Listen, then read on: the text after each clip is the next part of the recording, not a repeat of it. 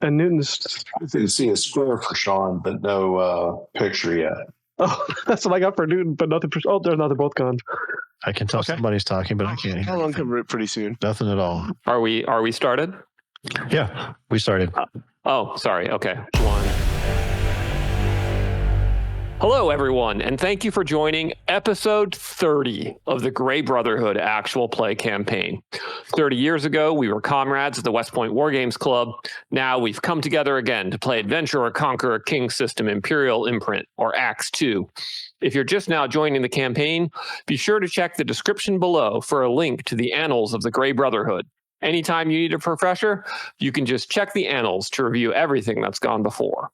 We resume the adventure on the morning of 10th Genethalan 381 Imperial year. The Grey Brothers are in Turris Orn with the prefect and his entourage.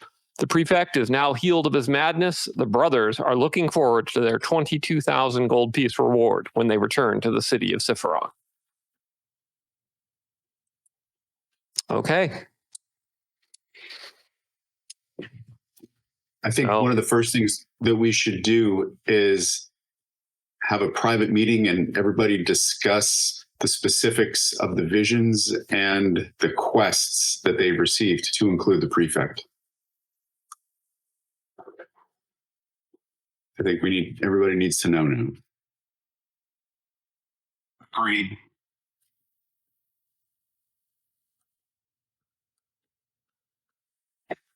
Maybe we can gather everyone in the Great Hall after breakfast, seal it off, and everyone tell what is the quest that the specifics of what they received at the shrine.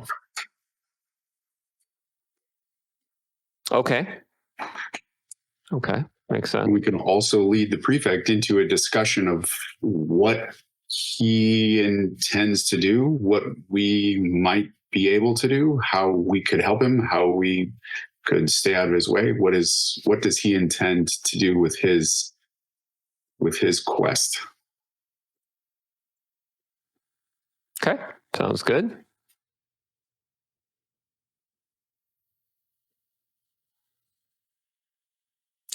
Is that, you guys are decided then? So you want to go to the prefect and ask him? Yes. Okay. So, what do you say to the prefect? Well, we gather the brothers together and we approach him and we say, Prefect, we know that the effects of the shrine have been beneficial to those that used it. We also know that we have members of our band and you have received instruction or inspiration from the shrine. We believe it's time that we come together and discuss what it is, and if we can be of further assistance to you. He says, I think your idea is wise, and let's discuss. He says, please tell me what you all have seen. Well, and so we have the henchmen go around and tell the story of what they saw. All right, which henchman do you want to have go first? Not Aguilar or Griffin. Maybe Horaeus? Yeah, Horaeus. Yes. Yep, good call. All right. Horaeus says, I saw a black pit of darkness in the city below Cphon. Something slumbers there, and we must destroy it.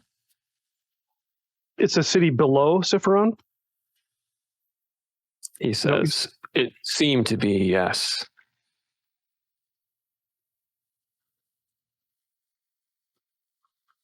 Okay.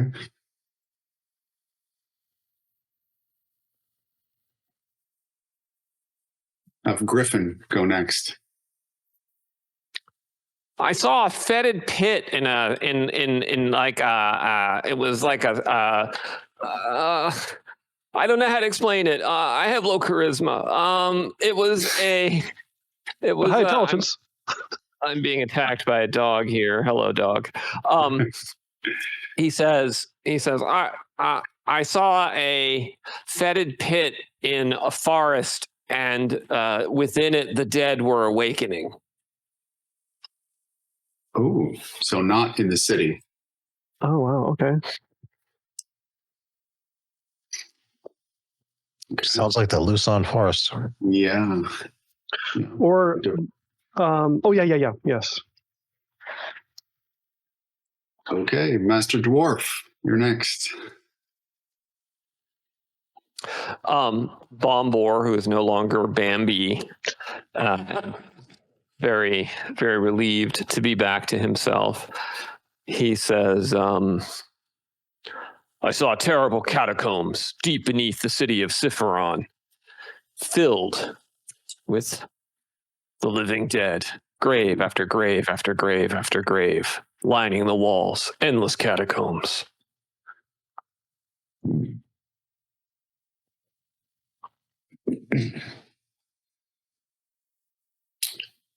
Okay, who's next? Agalor should be the last of them. Did Zeodana also have to? No, She didn't. Okay. no. She just remember was healed very well and had a vision, but not a quest. And hers was of Cphon. Okay. So Agalor says, I saw a wretched place. It was an underground twisting maze of tunnels with white roots and hideous bug-like creatures crawling on them, and the hands of the dead were emerging like from the soils of a grave. Do you know, was it a city or a forest? There were so many tree roots. I think it must have been a forest or below a forest.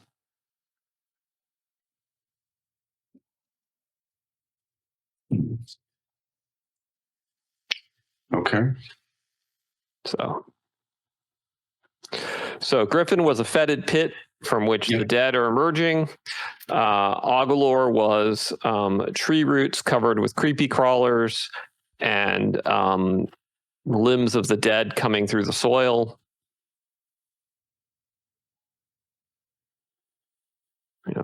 Bombor was endless catacombs. And Heraeus was a city of the dead beneath Cphon. Oh, Bombor didn't say below Cphon. I just kind of interpreted. I assumed. I just realized. Okay, so did Raymond have to drink also? No, he didn't. Okay. He didn't. All right, so the prefect says, my vision was different. I saw horses trampling the sunset. I saw an eagle with rotten feathers. I saw a white tower burning and a black void in the sky. I saw armies of beastmen marching across two rivers, and I saw a black scourge and a red sword clashing in combat.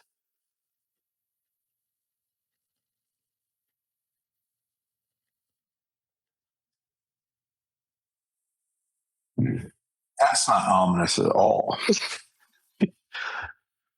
Yeah, I mean the Aran symbol is the eagle with rotting feathers. That's not good. Well, we know where the armies of beastmen marching across the rivers are going to be coming from. Yeah. Probably. Yeah. Yeah. And he says, I concur with that. And horses trampling the sunset seems to be the Skysos invasion of the Sunset Kingdoms. Oh. He says, what I don't understand is the black scourge and the red sword and the void in the sky.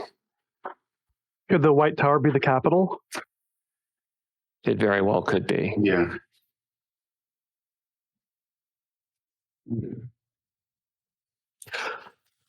As for what I intend to do, I must speak to the regent of the Tower of Knowledge and the patriarch of the Winged Sun and consult with their wisdom, and then I will decide. But I will take action.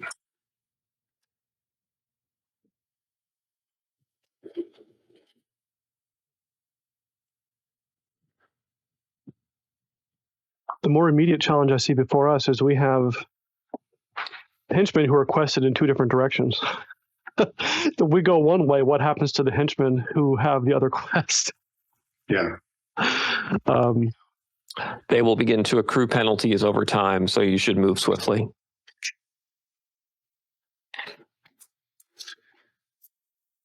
To the prefect, we state our quests and our visions lead below Cphon. We ask your permission to valiantly and honorably complete those quests within your city. He says, you have it.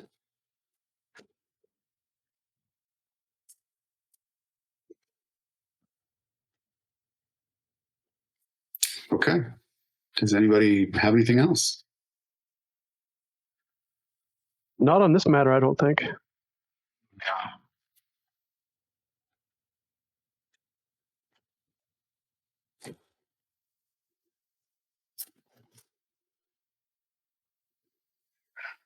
Okay. Well, so one thing that we can do is we could rest the remainder of the day in here. I could do some purchasing, and then we head out on a diversionary and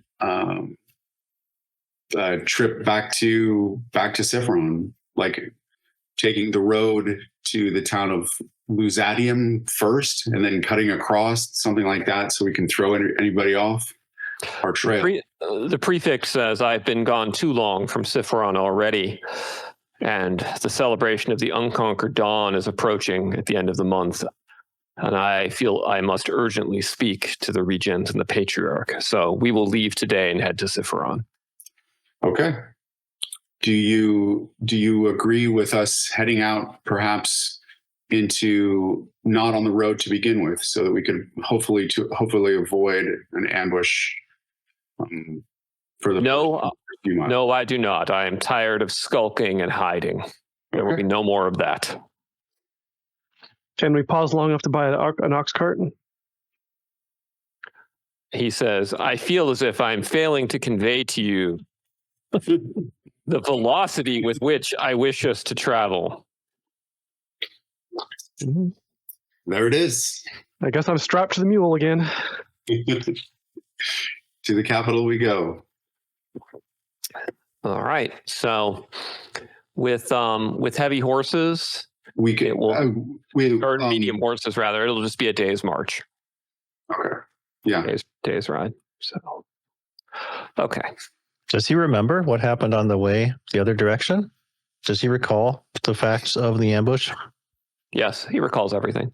I see. Oh, Ambushes. okay. So to use Willie's idea, as we set out, the lead, whoever is in the lead will take the patrol pennant, and as soon as there is danger, they wave the patrol pennant so that the rest of the party knows about it.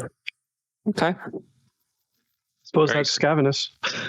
Yes, and if they become a pincushion, it will wave itself and fall, and we will see that.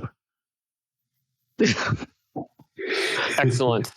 I recommend the 200 paces ahead, like we did for the first ambush. That, despite being somewhat tragic for the people in the lead, it was better for the overall party. Yep. Agreed. Yep. Okay, great. So, Some say potato, some say bait. so you've traveled about 18 miles up the road, and when your scout espies several hundred feet further ahead a group walking on foot on the road. Most of the group is dressed in simple tunics and peasant garb, and has walking sticks and shepherd's crooks. Two members of the group have chainmail hauberks and have maces, slings, and shields, and then the one at the front of the group looks to be some sort of trail guide and has has a bow. Okay, so you're approaching them from behind. Oh, they're traveling to Cphon. Mm-hmm. Okay. Do they have any religious markings or anything like that? I mean, not that you see, but you're still some distance from them. Well, we can have the scouts ride forward and hail them. All right, who's riding forward? Well, we'll put. Might want someone with charisma. Toothy says, "I have charisma." He's back in Cphon. Not Toothy, sorry. The Scavenus. I have charisma. Okay, well, yeah, Scavenus will be one, and we can send Castinus too. Okay, Castinus and Scavenus. Yep. Trot forward. So, okay, so the group is definitely peasants, mostly middle-aged, slight higher percentage of women than men. And as you come trotting forward, one of the fellows in chainmail armor halts and comes walking up towards you and hails you. And you see around his neck, he's wearing the badge of the Winged Sun. Okay. Well met, Sir Knight. What news? And he says, "Well met, but I'm no knight. I'm a servant of the Lord Aminar, leading these pilgrims." Very well. The prefect travels with us. You travel in noble company then. What is your mission? We are en route to venerate the captain of the Underwatch in Cphon. Where do you come from? He says, from the villages surrounding Turos Orn. For a special occasion? He looks at you kind of funny. He says, "Do you not know who the captain of the Underwatch is?" You do. He's the guy who fought the werewolf or wererats. Right. Yes, we know of him. Well, then, the only thing you seem to not know then is that this road is being attacked by wererats. Actually, mostly it's the road between Turos Orn and Lusitaeum, but they've struck several times. So the captain of the Underwatch was the greatest champion the city ever had against wererats. So we intend to venerate at his shrine and pray before his spear and shield and ask that he bless us in our fight. Okay.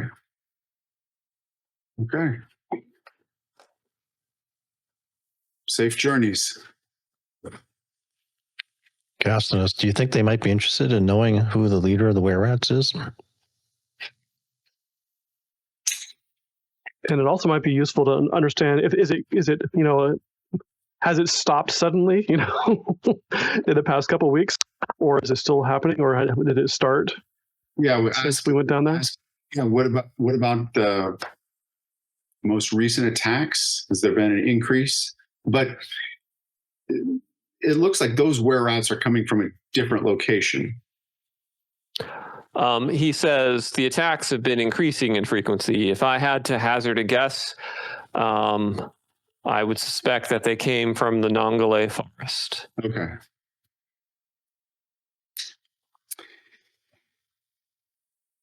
These are not the wererats you're looking for.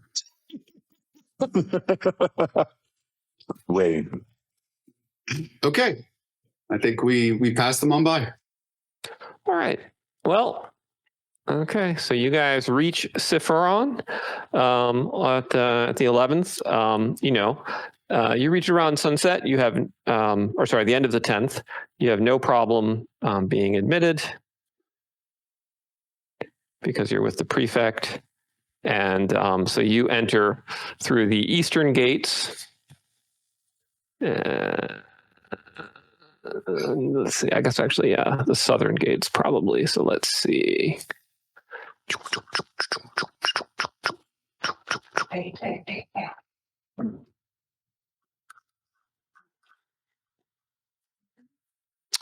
Actually, yeah, you can come in these gates here. So you guys come in these gates here, and you're going to want to head up to your villa, and the prefect is going to head over to his prefectural palace. So the wife says, please attend to us tomorrow for your reward. Very well. And I tell her, lady, did we not deliver what we promised we would? She says, you more than did, and I thank you for it. Great enemies still remain in the city, though. Don't let your guard down. Yes. Do not stray far from your personal guardsmen. She says, good advice, and we'll take it. Yeah. This will be the time for them to strike when you have thought yourself back to safety and let your guard down, and suddenly they attack in force. She says, are all wizards so paranoid? So lawful? Mostly paranoid. I like to see, I'm not going to say this out loud. I would prefer to see the money paid out, and I have a great fear that they will not survive long enough to pay us. Oh, that would be terrible. We'll find out. Don't give Alex ideas. He already has enough. You guys, now you guys actually don't have a villa here. Your villa's inside Annals. So where do you want to spend the night? Well, unless you want to try my crazy idea and try it in the Wererat lair. I mean, maybe for the next night, we keep moving around for a little bit. I don't think that's a bad idea. Sleeping in the sewers? It's a very bad idea. No, in the Wererat lair, but I mean, In the Wererat lair. Okay. What if so long as we can we have to seal it up again. So yeah, you're right. It was not a good idea for tonight since it's late and stuff. But if we wanted to try, we need to find the secret door that Mitness uses and block off the place we broke open. But ultimately, yeah, I think we need to move around. We could rent out our space somewhere and then not stay there and stay somewhere else. Make a big public show of it and then sneak out and go stay somewhere else. Yep. Pull a prancing pony. Yes. I was exactly what I was thinking. Little hay stuffed in the mattress, in the bedding. Well, you guys are quite a large party, so there aren't really enough spare beds in the Mink to have like beds for all of you and then spare beds. So you could certainly check into the Mink and then go to a different inn if you'd like. I think that's what we'll probably plan to do is hop for a little while. Okay. And we're going to buy burner phones. I know, right? Like, what just happened? Okay. Burning. We last time we were attacked by hellhounds, and they were their own kind of burner. Yes. So let's see. All right. Do we have enough supplies to specifically ward off things like hellhounds? We want to. I don't know. Well, we have lots of swords. Yeah. All right. Well, you've made it to the Mink safely. You are not molested in the streets, which are beginning to empty out as nightfall comes. So, in the Mink, you check in, and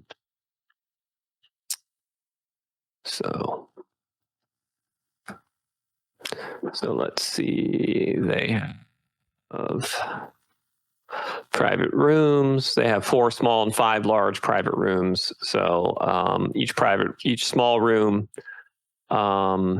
basically can do 2. The large rooms 4.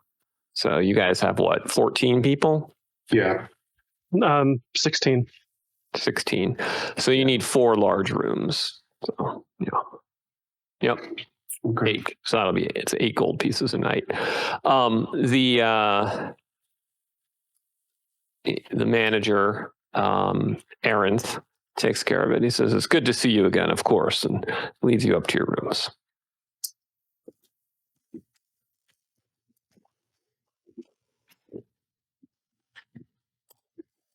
And we start the watch rotation. Okay. Yep. Since let's see, yeah, I'm down for mid-watch.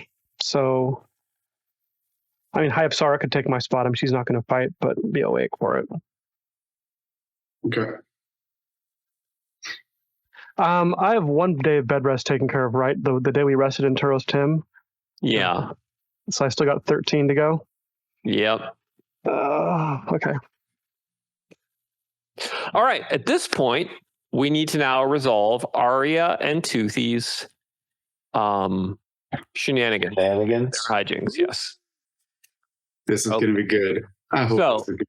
let's start with Toothy. And so Toothy was carousing, correct? Yes. Okay. So let's see. So Toothy. All right. So let's see. Bribery, diplomacy, folkways, lip reading, performance, revelry, seduction. All right. So he does not have any relevant proficiencies. So he needs to make a straight up hear noise check. He is a 2nd level assassin. It is 18 plus. So go ahead. Just a public roll? Yep. Okay.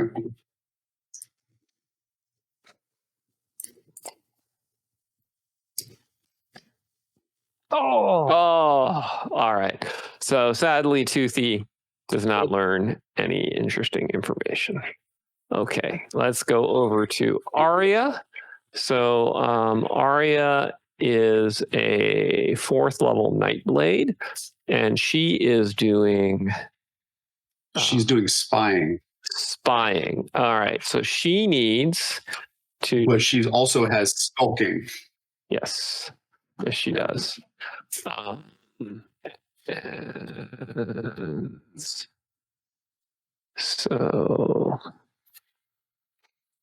her hiding throw is what? Let's see. 4th level Nightblade. So she hides on a 16 plus 2 modifier for skulking. So 14 or higher for her. I'll roll that one too. Yep.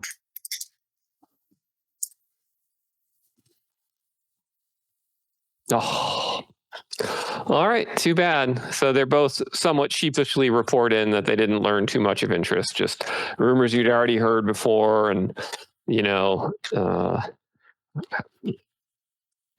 Clavius has blisters on his feet this week and has been beating his wife and that kind of stuff. So Tyranius still had a group of urchins that were also doing carousing too. 10 urchins. They won't have their info until the 20th. So 10 more days. Okay. Yeah, they got started later than the Gotcha. Yeah. So okay. Well, now what? Guess you guys are crashing for the night. All right. Yeah. Start the watch. Well, much to your disappointment, nothing attacks you during the night, and you wake up at dawn. I think you misunderstand the meaning of the word disappointment. I was about to say, you use that word, but I don't think you know what it means. All right. Good night, everybody. This has been a good session. Yeah. Right. You wake up safely at dawn. Casnos had a bunch of schemes in mind. Should we talk about those that he Sure. emailed? The what? Yeah, The schemes that you'd emailed. Well, first we got to go get our money. Oh, okay. We can do that first. That's true. We want our reward.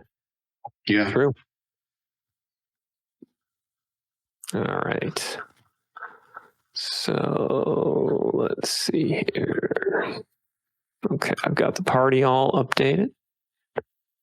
All right. So you head over to the prefectural palace in the morning. And so let's see if there's any troubles on the way. Maybe.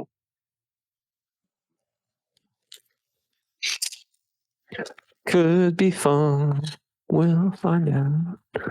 All right, let's see.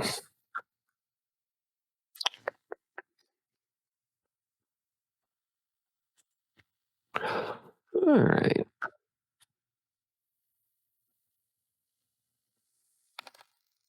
Okay, so as you guys are making your way towards the prefect's palace, you find yourself confronted by 4 members of the City Watch. And they say, "Halt! State your name and business in Cphon and why you're carrying all these weapons." Very suspicious. We are the Grey Brotherhood, recently returned from escorting the prefect on an Imperial inspection of the borderlands. Go ahead and make a reaction roll, Sean. So you get +3.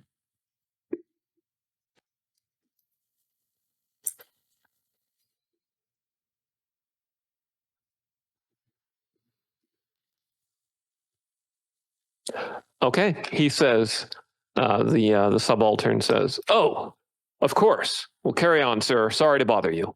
And they go marching on, and you guys make it over to the prefect's palace without issue. So the prefect's palace, of course, is in the palace district, which is bordered by the old walls to the west, the Imperial walls to the east, the Kesta Terrenium or Capital Street to the northeast, and Kesta Vothe or South Street to the south. And so you pass through the Pylos Auregeus, which connects the old district to the old walls, and head on over to the prefectural palace. So this is a very old structure. It was constructed by the elves when they refounded the city after the Beastman Wars. It's built of perfect cut blocks of white marble, has an awe-inspiring 2-story portico across the southwest face that overlooks Star Lake. And the ground story portico has a colonnade of 10 20-foot tall, 3-foot diameter columns. Second story has 16 15-foot tall, 2-foot diameter columns that are more organic and naturalistic. And there's an entablature between that supports an 8-foot tall statue of Damara, the White Lady. And then on either side have been hung enormous banners of purple bearing the winged sun stitched in gold. So it's encircled on 3 sides by the prefectural walls, which are closely patrolled by the prefectural gate. And between the walls and the palace is a terraced garden of purple lilac bushes and white flowered plum trees. And then in the shade of the trees are a number of other smaller buildings. So, okay, at the palace gate, you are met with a pair of prefectural guards at the door. And they say, "State your business in the palace, please." We're the Grey Brotherhood, recently returned from escorting the prefect on an Imperial tour of the borderlands. We have business with him today. All right, so the prefect is like, or the prefectural guard. "Oh, yes, of course. Follow me, sir." So he leads you inside into a lushly appointed meeting room with a long wooden table, a number of comfortable chaises, chaise lounges like the Romans lean on. And there's refreshments have been set out. There's wine with honey. There's warm milk. There's warm, fresh pastries and various fruits. And he says, "The prefect will be with you shortly." Steps out. Okay. They close the door on you, and you hear a guard take up a post outside the door. Hmm.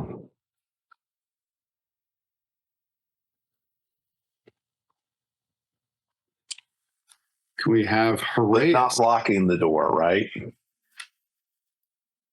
No, they didn't lock the door. Can Horaeus cast Detect Evil at will with his paladin powers? Yeah. Okay.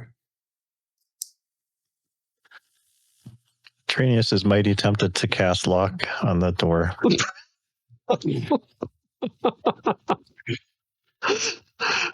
We'll see who's locking this door. Okay. Yeah, you can. All right. So I'm sorry, you're casting magic lock on the door? No. Okay. All right. So after a few minutes, the door opens and 3 people enter. The first, of course, is Prefect Basilio. With him is his wife, Lady Basilio, who is a reminder, mid-30s, tall, slender, high cheekbones, gray eyes, very striking woman.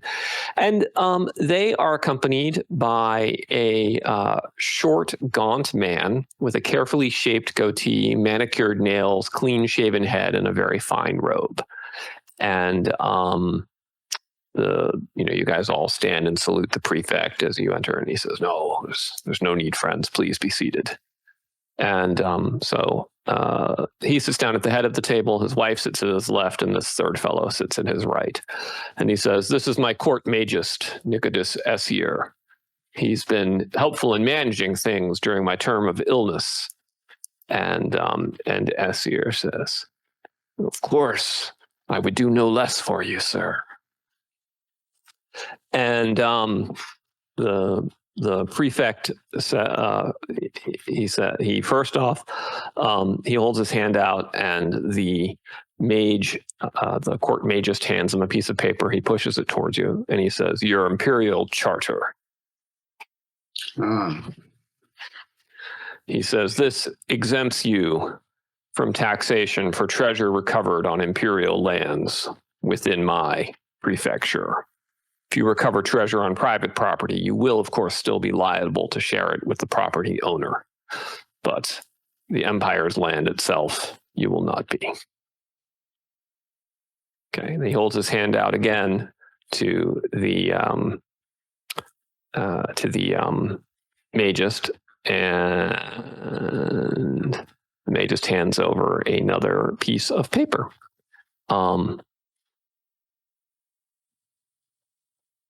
He hands it to you, and he says, "This is the title of ownership to Turos Dread. Was a keep constructed by the Imperial legions during the Argolian War to guard the east bank of the Chrysivore.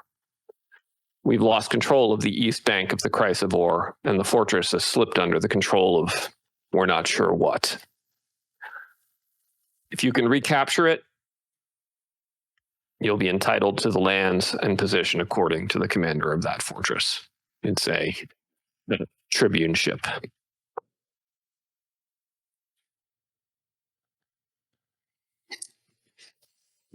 He says, "Now, I must share with you that it is no coincidence that I have selected for your future domain position across the river, because we will be marching there. I will be assembling a crusade."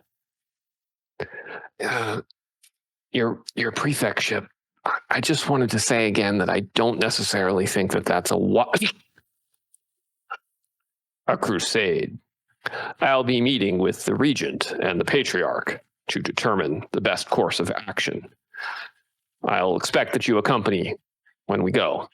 Of course, it's winter now, so we won't go until the summer campaign season, so you'll have about 6 months to clear that fortress.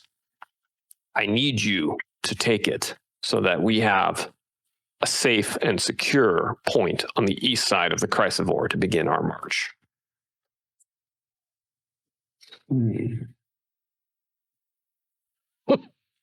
Okay, and then he holds his hand out again, and the court magus hands it over, and he says, finally, this is a writ that you should present to the Merchants Guild for your 22,000 gold piece reward. Okay.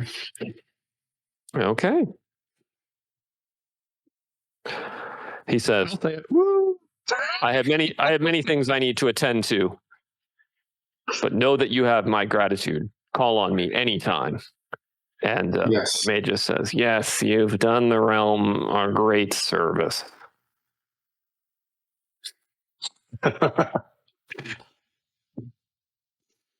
Okay. Well, with all pleasantry, pomp, and circumstance, unless anyone has anything else to say, I say let's get moving. I was curious where Turos Dread is. It's indicated on the map. I'm not seeing it. Well, no, it's not indicated on the Borderlands map. It's indicated on the charter that he just gave you. Oh, okay. I will show you where it's located next time we look at the map. Yeah, okay, that's fair. Cool. I was looking for it on the other map. I'm like, I'm not seeing it. No. It's got an awesome name. Yeah. That's true. Dread, D-R-E-D in classical Aran means skilled. D-R-E-D? Okay. D-R-E-D, yeah. So it's the stronghold of the skilled.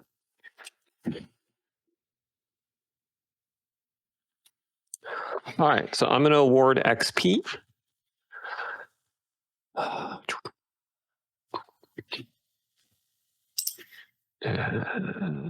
Here we go.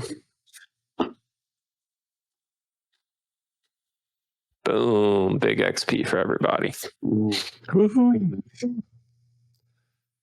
Okay. Oh my goodness. We might have leveled. Let's see if anybody leveled here. Scandara leveled. I think Horaeus is going to level. So let's see. Yes, it's leveling. Bangalore hasn't leveled. I don't think we leveled Aguilar because he's still listed as level 2. She should be level 3 by now. No, he's level 2. He'll be 3 when he gets it's 2. Oh yeah, you're right. He is level 3. Yeah, he's level 3. You're right. Yep. Yep. His attack throw and everything is correct for his level. It's just we didn't change the number. Yeah. But I'll let you go ahead and re-roll his hit points. So go ahead and roll 3d8 plus 6. Who's got Aguilar? Willie, is that you? That's Yeah. Willie. Yeah, Aguilar is a total pimp except for his 5 charisma. So he knows it. 3d8? Yeah, 3d8 plus 6. A near Noburian. Yeah, almost Noburian, except he's ugly and uncharming. So that is 4, 12, 14 plus 6. So he's now up to 20 hit points. So that's a good. Nice. It's a good amount of hit points. Okay, let's see. Bombor has Level leveled. Horaeus. Castinus looks like Castinus is leveled to 5. Oh, wow. Wow. That's awesome. Yes. So let's take a look, Castinus, and confirm that that's the case. So, Mr. Castinus. I think it's 12,000. Yep, that's right. You needed 12,000 and you got it. So next level will be 24,000. So Castinus, go ahead and roll 5d6 for hit points. 5d6.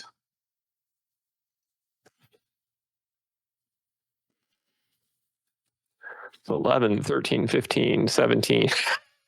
All right, you go up by 1 hit point. All right. Your attack throw improves by 1. Your saves all improve by 1. So let's do that. And let's see. You already got your rumor mongering power last level. Don't get another steady trade route. But I do get a general proficiency. Yes. intimidation. Really? Okay. That's appropriate. Awesome. Good choice. Yeah, great choice. Okay. You'll be using that a lot without it, so I think you've been practicing. You know, Alex, with the caveat of could could I take diplomacy a second time and get diplomacy 2, or is it No. okay? Yeah, you can't. You can't start diplomacy. Yeah. Then okay, yeah, then intimidation it is. All right, fantastic. So I've dropped intimidation your way.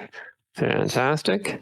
Let's see. Who else do we have to look at here? I think Haraeus. He also gets to. And Yeah, he gets to I'm just going choose. through them all. Yeah, let's see. Yep, Haraeus is up to level 3. Mhm. So Haraeus, so go ahead and roll 3 die 8 for hit points for Haraeus, please. 3d8. Yep.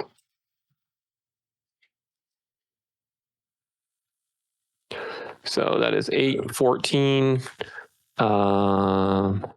So he just goes up by 1 hit point. He's up to 17. Okay. We're rolling very average. Actually, both Cassinus and Haraeus, those were average rolls. Yeah, just average rolls. Yeah, your second level rolls were really good. So Yeah. let's But you want see. And then so his loyalty goes up by 1 because he leveled. As does worst. Goes up by 1 because he leveled. Okay. Then let's see. High up Sara didn't level. Higlak didn't level. Raymond leveled.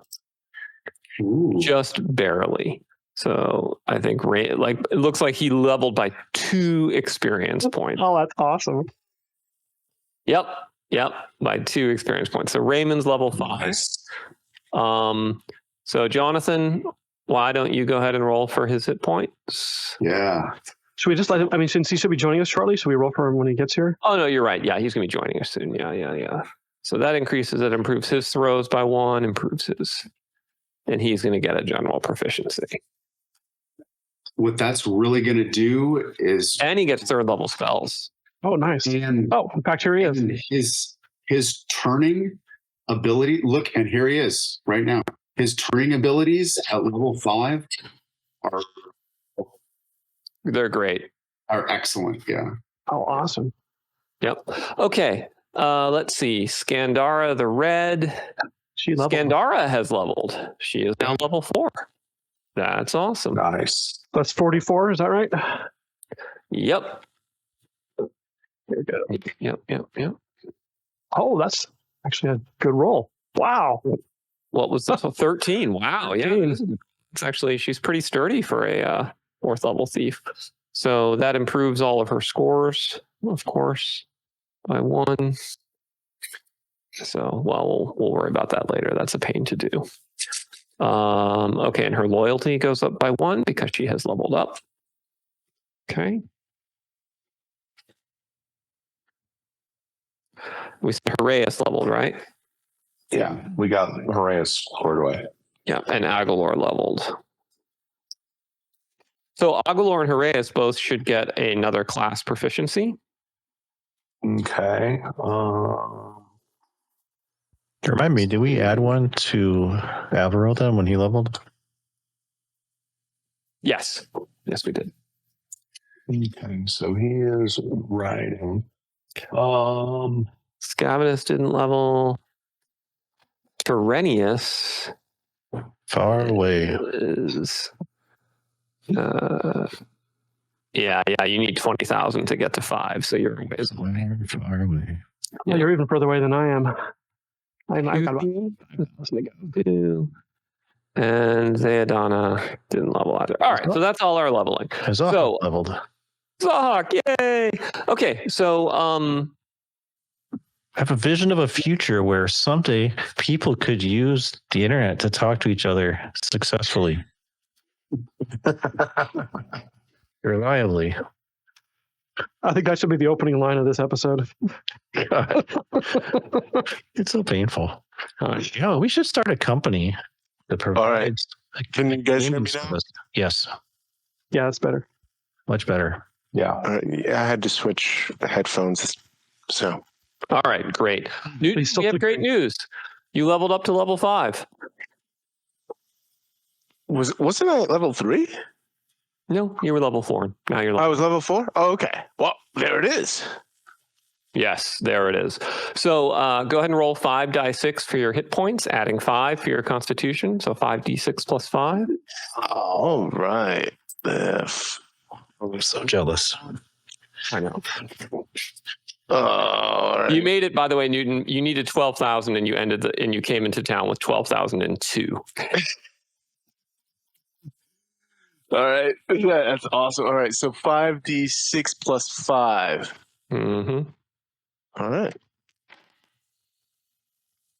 Wow, nice roll. 9, 25 plus. Yeah, that's a good roll. Okay. Oh, actually, you were already at 25. I guess you rolled really well last time. All right. So now you're at 26. Okay. All right. Sweet. That's fine. 26 is a good amount of hit points for a guy your level. Okay. So you get a general proficiency. I'm not sure what you wanted to take. Did you want to take military strategy 2 since you've been studying military strategy? Let me see. Yes. Yes. Yeah, that's what I figured. All right, so you got military strategy 2. Okay, cool. So then the only thing we need to know is what do Heraeus and Aguilar want, and now we need to do some loyalty checks. So the people that need to roll are Heraeus, Bombor, Griffin, and Aguilar. So we'll start with Aguilar. His loyalty is currently at 0. Let's see if he decides to keep adventuring.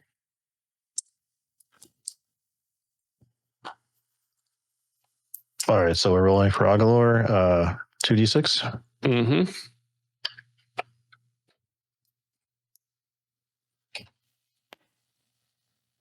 Uh, 7.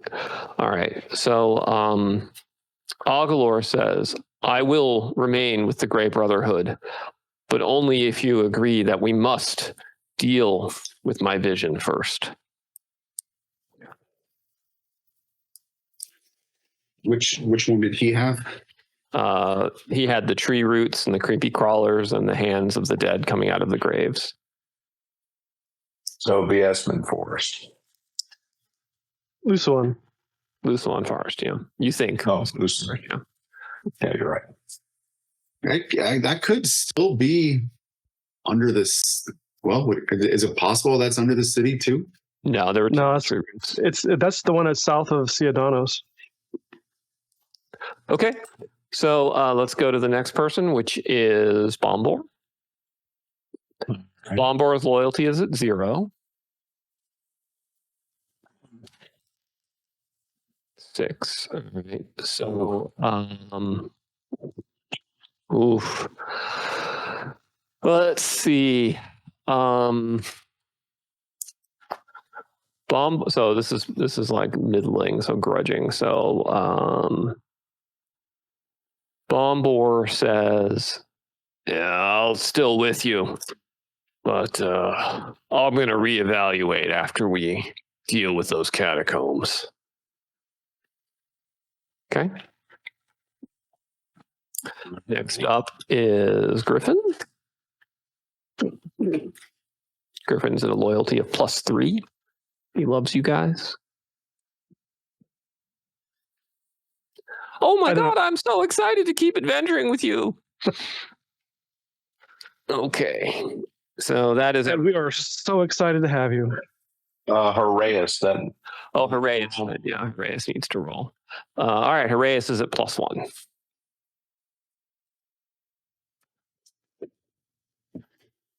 Oh my God. All right, so oh man, what is Heraeus gonna do? Let's see, he got a 5.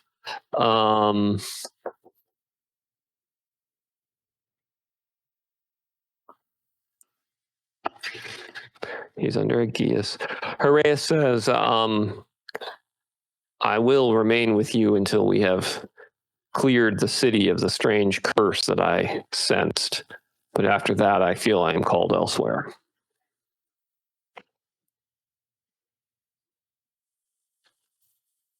Well, definitely clear the city second because he said he's good to hold on. Oh shit! If you clear, yeah, he's not going to hold on if you go take him on an adventure elsewhere now. And Averos already has that with us. He's contingent upon Cphon as well. He is, yeah. So we have 2 who says we must go to Cphon, and 1 who says, Yeah. we've got to go to the forest. Yep. Time to split the party. Was that Who's Sean? taking which group where? Someone said, "Where'd everyone go? Did we lose somebody?" I'm guessing that's Newton. Okay, well, we can hear you now at least. Okay, well, let's drive forward, guys. So what do you want to do? Complex situation. You could try and persuade. Aguilar.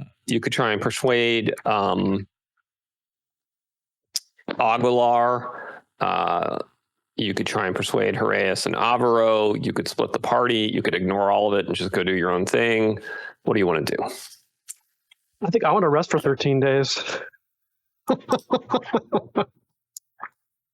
I mean, you certainly could rest for a bit. You know, you've just come back from a big trip. You've been out in the field. It's been stressful. You almost got killed. So there's absolutely nothing wrong with taking 2 weeks of downtime. I definitely think we need to get Andravas back up and running. Yeah. I think we should try to do that. Maybe have some people do some more recruiting or something if we're gonna have some downtime. Did we lose Sean? Yes, I don't see him. Yeah. Okay, I'm paranoid as me now. So No, I don't see him on any screen. He's just gone. Yep, he's gone. We've lost him. Yeah. Well, no. He's our main recruiting guy who does really well at that too. So yeah, I mean, why would we need the logistics and recruiting guy while we're taking downtime in town? I mean, I know. What the hell? Not at all. I mean, what would we? What are we trying to recruit? I mean, we're already at 16. Well, yeah, you have a lot of guys. I know, but we're the Grey Brotherhood. We're not the Grey Charities, so I don't feel like begging people to stay with us. You know, that's true. Although you can't, it's hard to replace leveled characters. Yeah, it's very true. It's very true. I will. Great charity. I'm not in favor of splitting our group up and chasing down 2 separate groups of undead necromancers or whatever the hell is going on. Yeah, That seems like a bad idea. And Splitting the party's always a bad. And I just don't feel like begging people to stay with the group. But maybe we have a kind of a clever way to do that. You know. So just to recap, what are the conflicting visions? One of them has to go to the forest south of Siodanis, Mm-hmm. and then the other one has to go where? So Newton, There's supposedly a city. Go ahead, Jonathan. Oh, I can. Yeah. So Bombor saw a vision of terrible catacombs filled with living dead, grave after grave. Not really sure where that is. He didn't have any markers.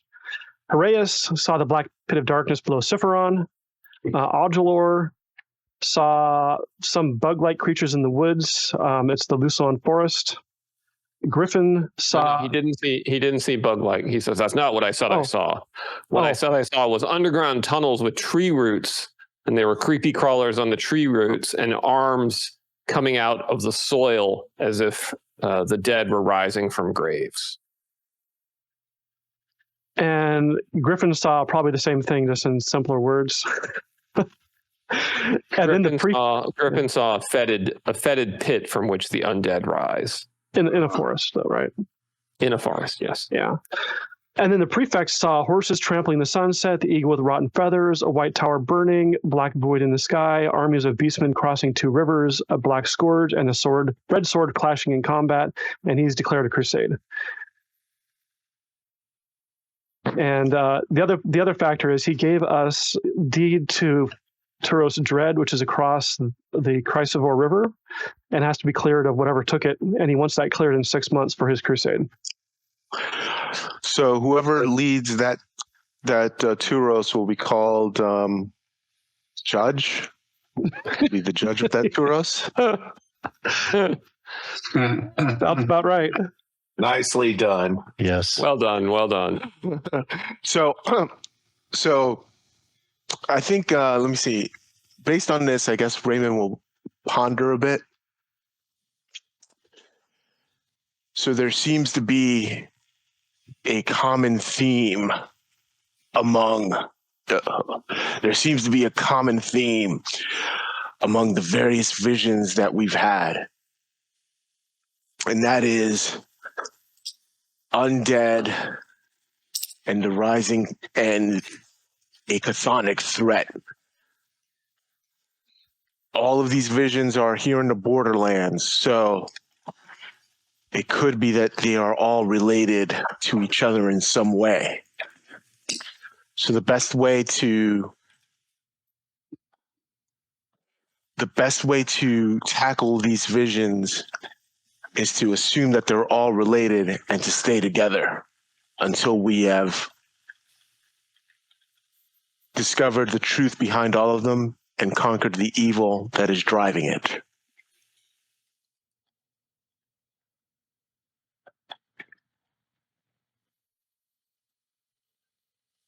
That's a very stirring speech.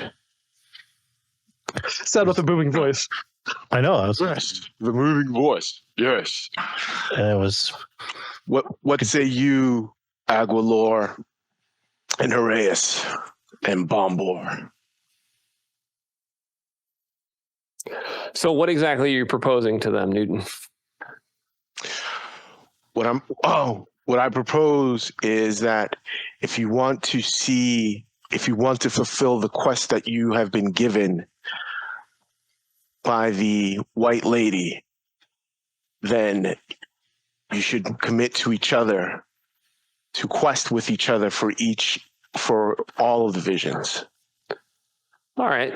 Go ahead and make a reaction roll to see how persuaded they are by that. All right. And you have charisma 16, right? So you get +2. All right. Yep. I might have to invest in something like a mystic aura next time I get a class. One more level, right? I think maybe not. 6. Let's see. Oh. Oh, look at that. All right. Well, it was worth a shot. So 5 + 2 is 7. So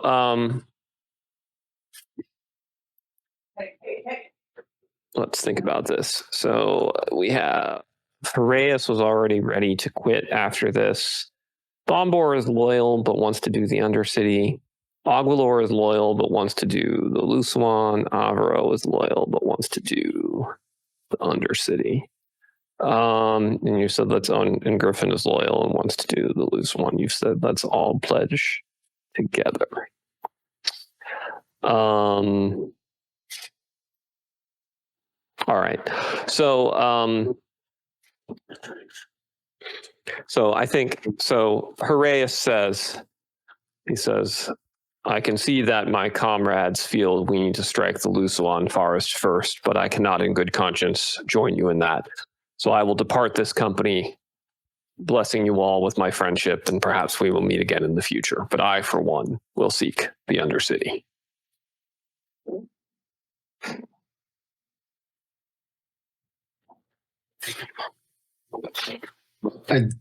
Do we decide to not go to the Undercity first? Well, more of your loyal guys want to do the Lusuan. So you had 4 guys, right? Okay. Two of the loyal ones wanted to do the Lusuan. One of the loyal ones wanted to do the Undercity, and then you have. Actually, I'm wrong. There's 5 guys: 2 Lusuan, 2 Undercity, and then 1 Undercity disloyal. Oof. Okay. Let's think. Let's see. So.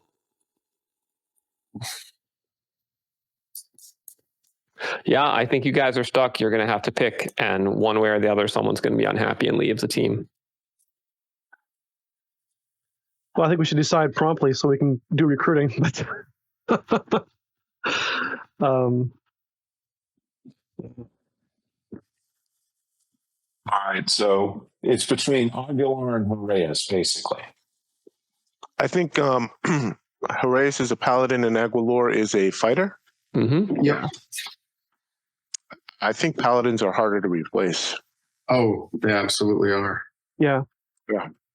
Oh. Yeah. Well, do we? The question to the brothers is: do we? Which way? But keep in mind, Horaeus has said you guys rolled terrible on his loyalty, so Horaeus is leaving after you finish the Undercity. So you get rid of Aguilar, you're also going to lose Horaeus, just not until after the Undercity. Oh, so Horaeus is gone regardless. But it's a matter of when. Mm-hmm.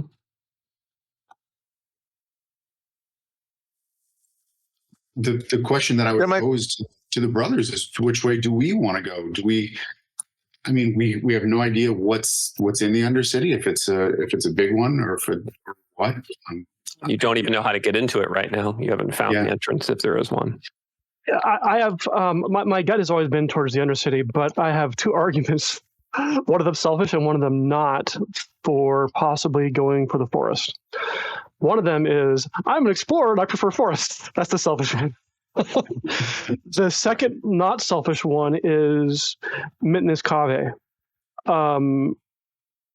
If we are out of town, then Mitnus is not a threat. So depending upon how we want to deal, so we can linger and deal. If we do the Undercity, we need to take care of Mitnus first. We need to take care of Mitnus now. If we do the forest, we can defer that for later, or we can deal with it now. If we do the forest, we can actually leave and recover in Sayadanos, so we're not running risk of Hellhound attacks. Right. The other possible benefit of the forest is it's probably closer to Dread, Turos Dread, so that may be advantageous for that. It's not? Okay. Okay. Never mind. So those are arguments for the forest, but I also kind of feel like maybe we should be taking care of Mitnus now before it gets worse. What do you mean by take care of Mitnus? Well, there's options there too. The options there would be go to the Solar Citadel and try to get through the moron bureaucrat to the real guy and state our claims that he's still a Wererat, and failing that, we could go to the is it Inquisitors? Is that what they're called? The god that starts with a T. Taurus, yeah, the Inquisitors of Taurus. Yeah. So that would be one option. Another option would be assassination of him. And I had a third option too. Do you remember what that one was? I can find it. That I was thinking of. Yeah, the third option might be to hole up in the Wererat lair and see if he comes back and try to take him out. But that's a little bit wishy-washy. So those are Andravas' thoughts. I will clear the floor. Yeah, I mean, thoughts. Well, I'll just say that I mean we are here in the city, so going into the Undercity would be, I guess if we can. We could probably pull off finding out where the entrance is. I feel like we could do that. It's easier to get healed right here. We just have to go back up topside.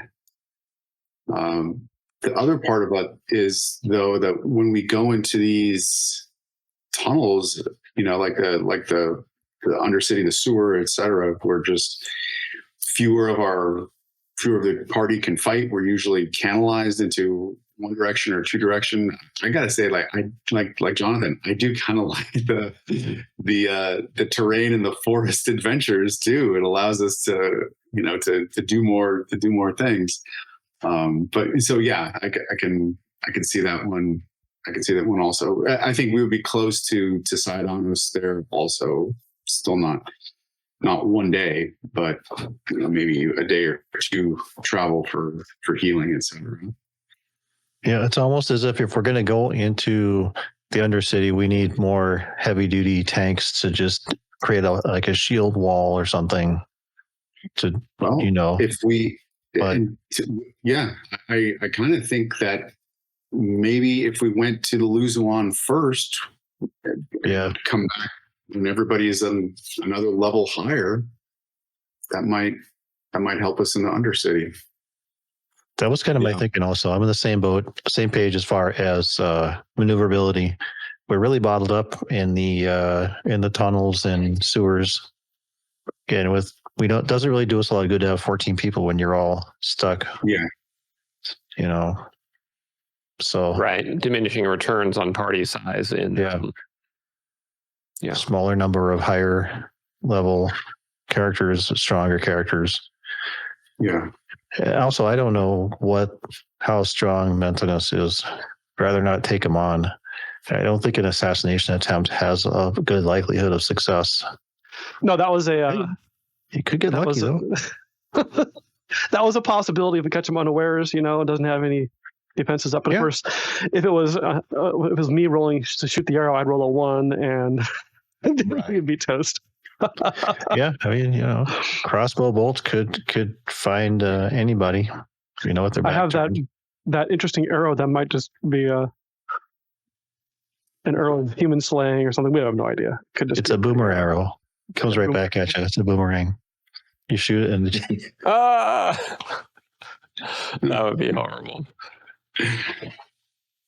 And meanwhile, you're over there grinning, Alex, because you're like, "Oh, that's a good idea. I'm going to have to include that in a table somewhere." Right.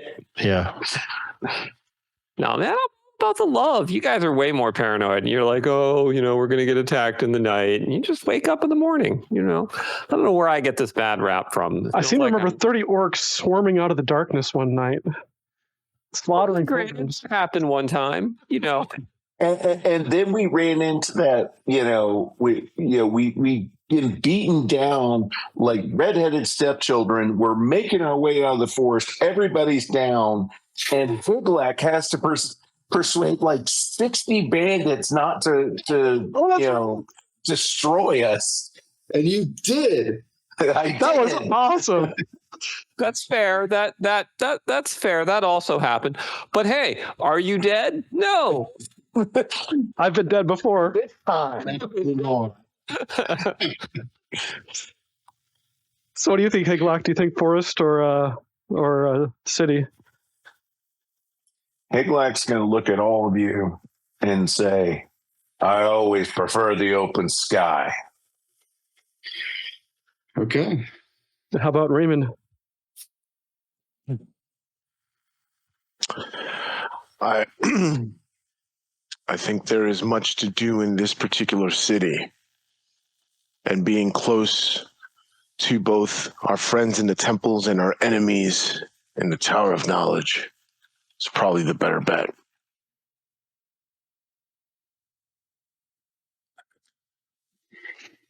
Okay.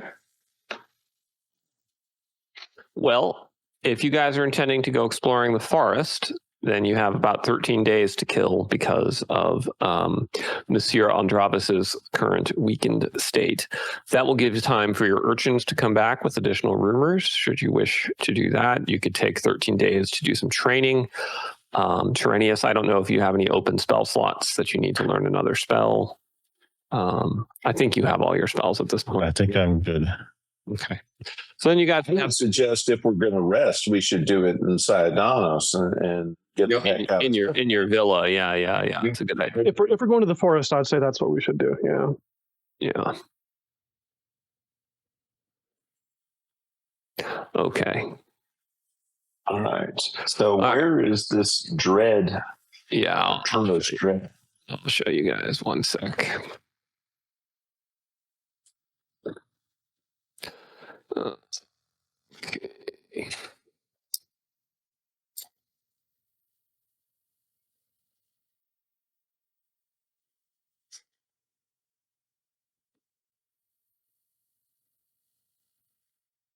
Yeah.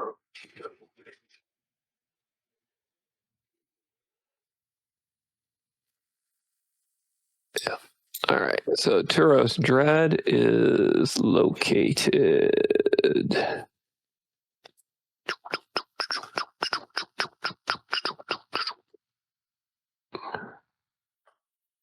I'll put down a little put down a little marker for you guys.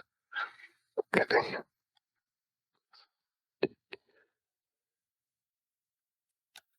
It's there. Oh, it's the Bugbear Fort. Oh. Yep. Where was that? It's just across from Turos Aster. Oh, okay. Yeah, you guys had heard a rumor about it and talked to the guy from Turos Aster who complained about it. Right. Yeah. Yep. Are we up to 100 bugbears? I don't really know how tough bugbears are, but that was his estimate when we talked to him. Bugbears are about the equivalent of third level characters, so they're tough.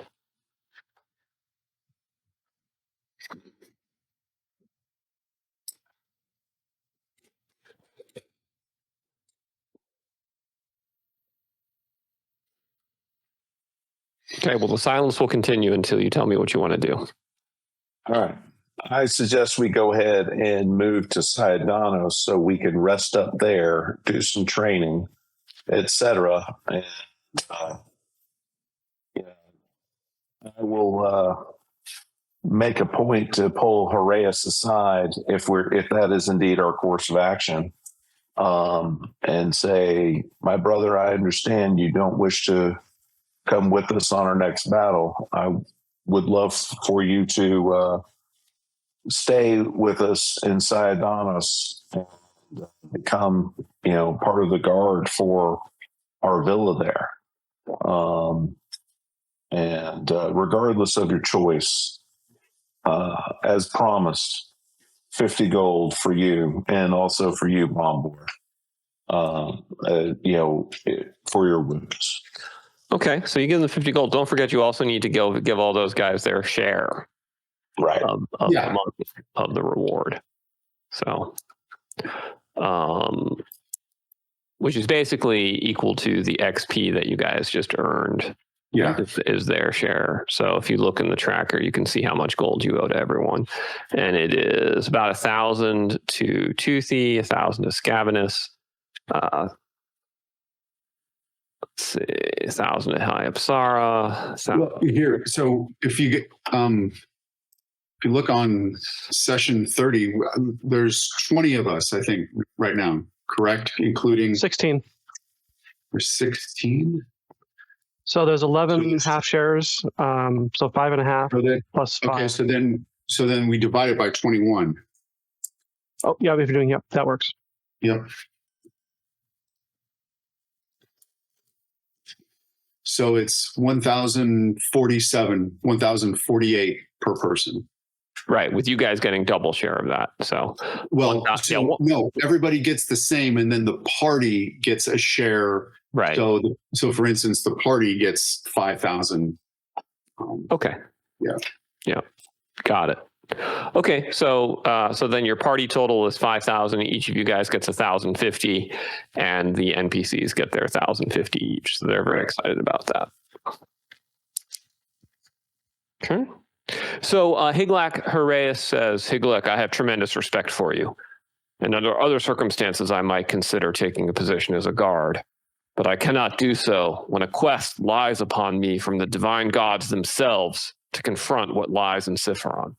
My intent is to explore the Undercity to see if I can find the entrance to this place of darkness. And if I do, I hope that the Grey Brothers will support me in dealing with it. Well, I'm going to suggest that we set Horaeus up with some extra stuff. Horaeus, do you intend to just go in there on your own? I am called to do so by the power of Aminar. Here, let me make you a copy of the map. Zahak sticks his head out and he says, Aminar wants you to die. Iskara wants you to live. So first of all, the magic sword that Horaeus carries, is that something that we had gifted to him or loaned to him? So I remember that we gifted the Zeodana was given one for her to stay. Yep. Zeodana has the leaf sword. Yep. Yeah. That's correct. You did not get a loyalty bonus with Horaeus for giving him the magic sword. Now you could offer it to him if you'd like, if you think it would persuade him. Oh, okay. Well, I mean, I didn't realize that was a. Yeah, that's what we did with Zeodana. No, right. I just didn't realize that we didn't do that with Horaeus. Yeah, I think Zeodana is the only time we've done that. Mm-hmm. I mean, Horaeus. Do we have another use for the sword other than selling it? I mean, Backup weapon. Yeah. All of the other fighters are like, yes. Yeah. Fair enough. I mean, I think we should, because it'll at least give us another role. And then if we pledge on our honor that we're going to go into the Undercity. Well, so here another question. We know that if someone like that is not operating towards their quest, that they receive some sort of penalty. Do we know what that might be, or have an idea of what that might look like? Okay. Nope, you do not.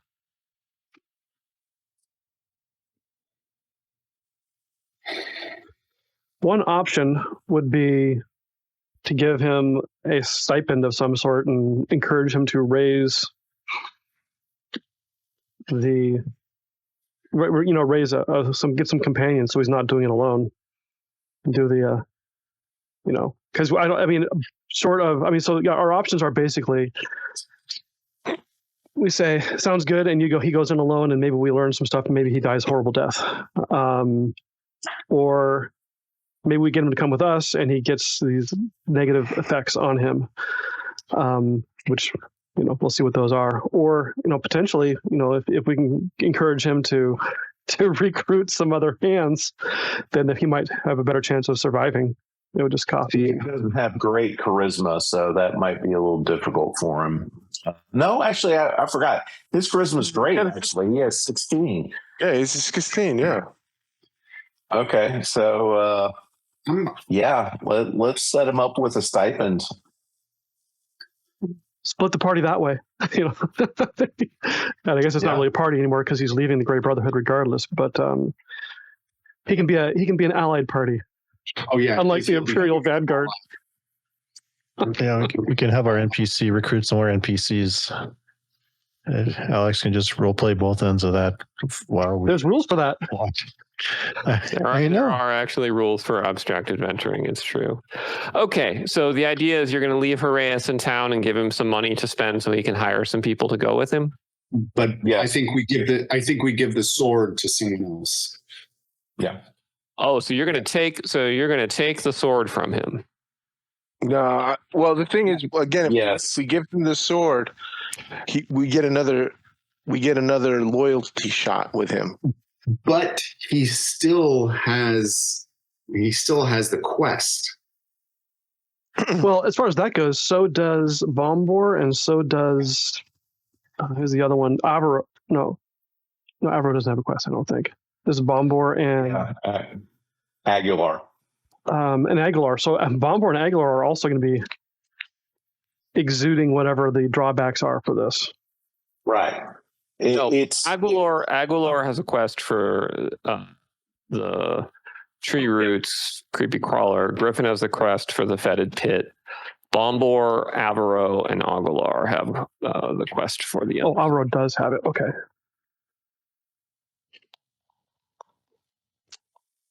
Well, maybe we set the three of them up with a map, some additional supplies, and and treat them as allies, and maybe see them later.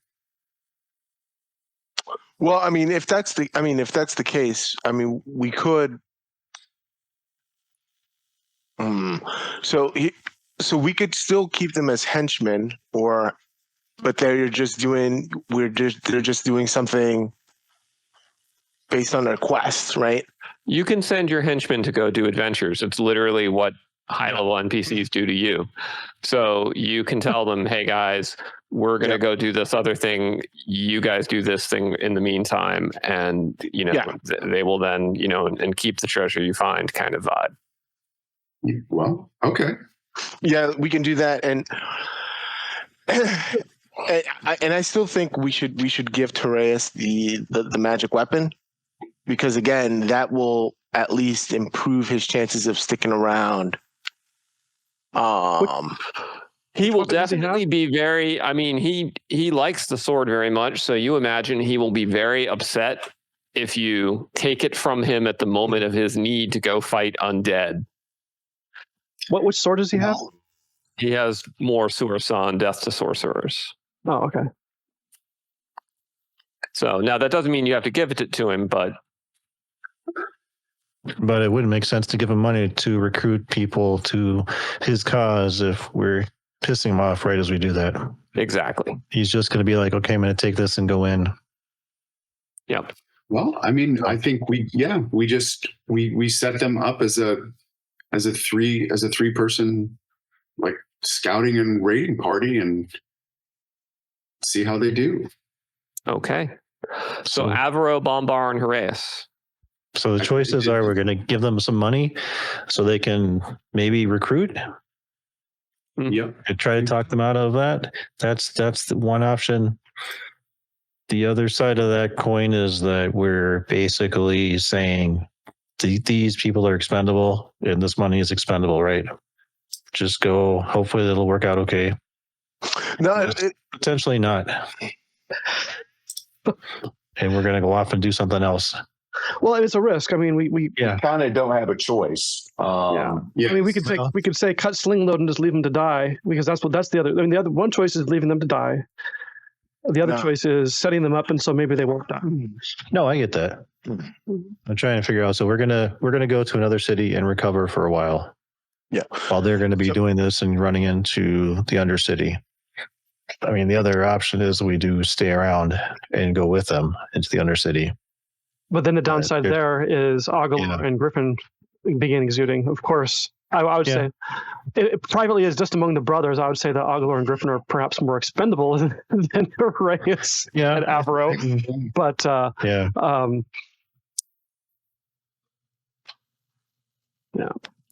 Okay. all right. So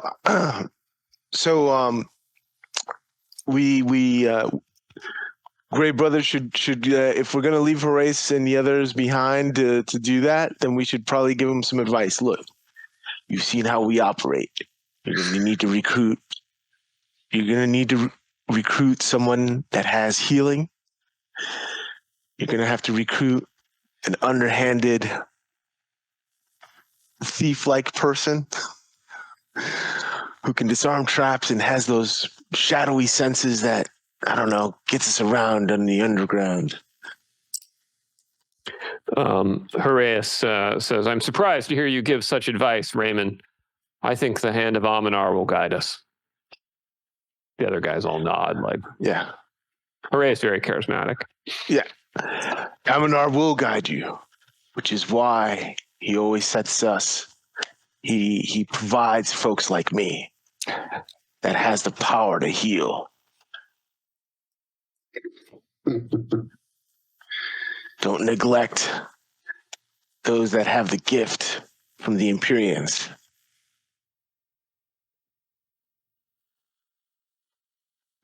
Okay. So he says. So here, and another thing is Bombor is also, there's 2 magic weapons that are going with this little expedition. Right. Bombor's got a mace too.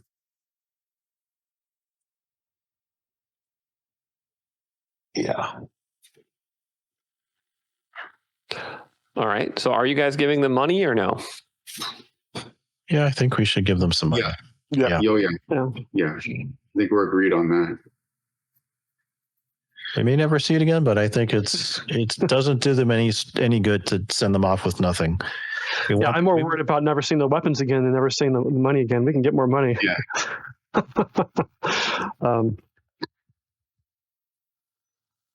But hopefully they do all right. And we should also see if we can establish contact with them, maybe through the through the Mink.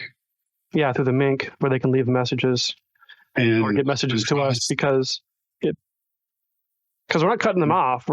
We got 2 quests we got to take care of, and so if we could possibly race back and lend them a hand, I don't think that's beyond the pale. Yeah. All right. How much money do we want to come up with? Too.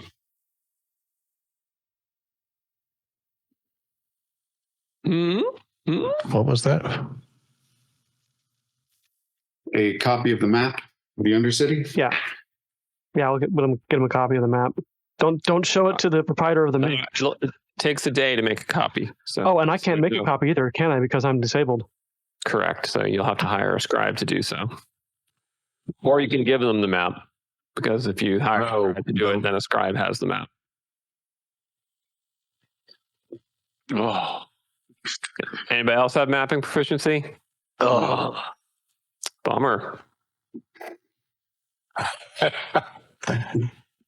Look at that grin on his face. Look at that. Well, we can hire a Filled with hard scribe. decisions.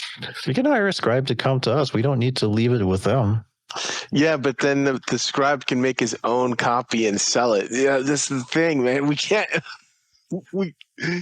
This is like super secret stuff. We need to keep it in a skiff. Oh man. Special compartmented information. Yeah, we can't just hire someone. Hey. Technically, don't we have two copies? Don't we have one copy of the map that I was making, and then another copy of a map, the more comprehensive map that we got from Mentinus? Correct. At the very least, we can give them the map that I was making. So or we can do the other way around. to support you in our heroic quest, here's the map that's not very good. Okay. Hey, I'm an awesome mapper. Your map is less complete, yes. Alternately, we tell them to spend the next 2 weeks recruiting, and while Andravas recovers inside Donos, and then we, dispatch a copy of the map with a courier. Oh, that's not good either, man. The courier can't be trusted any more than a scribe. It's a map with no names. Do it with no names so that nobody knows what the heck the map is for, except for Harass and company. And if you guys missed the Indiana Jones reference, oh my gosh! With my map making ability, do I know how to make those maps where you have to hold it over a flame or put water on it or anything like that, or is that? So everything we give them is going to fall into enemy hands or be used against us in some way. So can I make secret maps, or is it? You could make secret maps, yeah. So what we could do is we send it with a courier, and we'll have a letter on one side, and the map will be on the other, and they can make the map show up with or we can keep the map. We'll keep the secret map. Oh no, never mind. We need to give them the secret map. Another option, which I don't like because it means hanging around with Mentinus, would be we recover in Cphon, and after we recovered, I spend a day making the map and just hand it off to him. That'd be an option as well.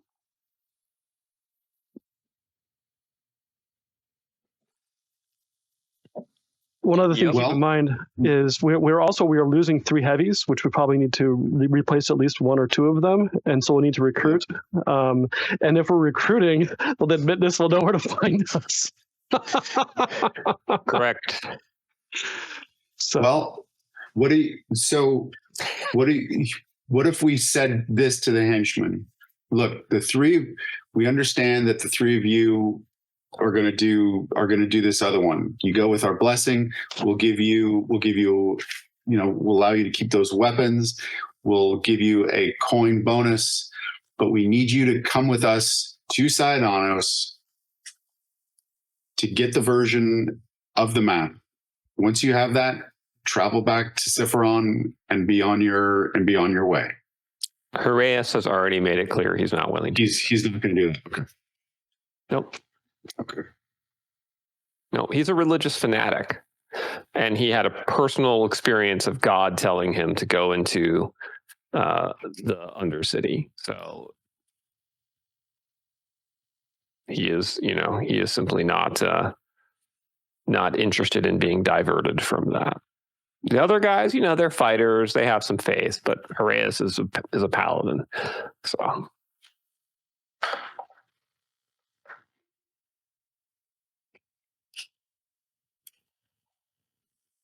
I think let's give them a stipend, tell them to do some recruiting, that we will have a copy of the map sent to you in 2 weeks' time, and use that time to recruit some folks to aid you in your bid. Use this money wisely, and keep us informed. So send us reports.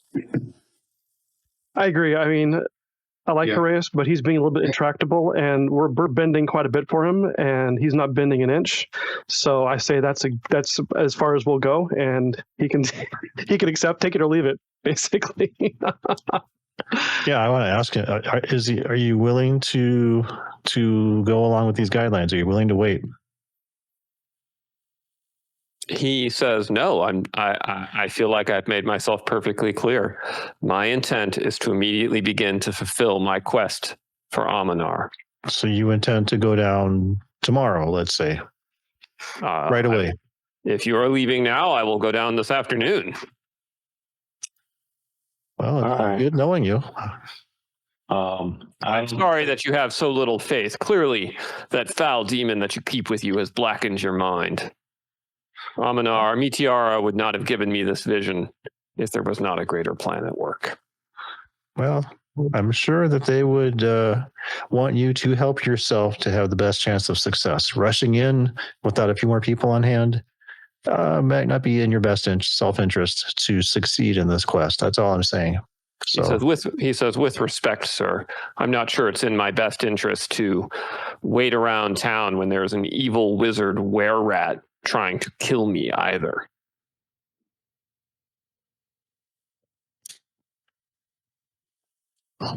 Well, he's been cured. Reyes laughs and he says, I know you don't believe that, sir.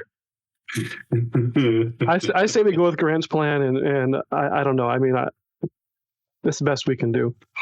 Well, look at the other guys. I mean, he's going to go in. There's no point giving him money. He's not going to recruit. Right. He's going in. That's true. I look at, I would talk to Bombor and is it Aguilar? Avro. Avro. Yeah.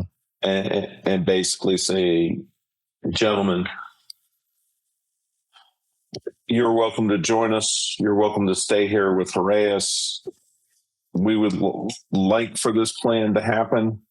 Horaeus does not seem like he wants to make it happen. What do you gentlemen think? Bombor says, I don't understand why you don't trust us with the map. I fought by your side. I bled for you. I've dragged your body bleeding out of battlefields. You've done the same for me, but a scrap of paper you won't give to us in order for us to fulfill our quest from God.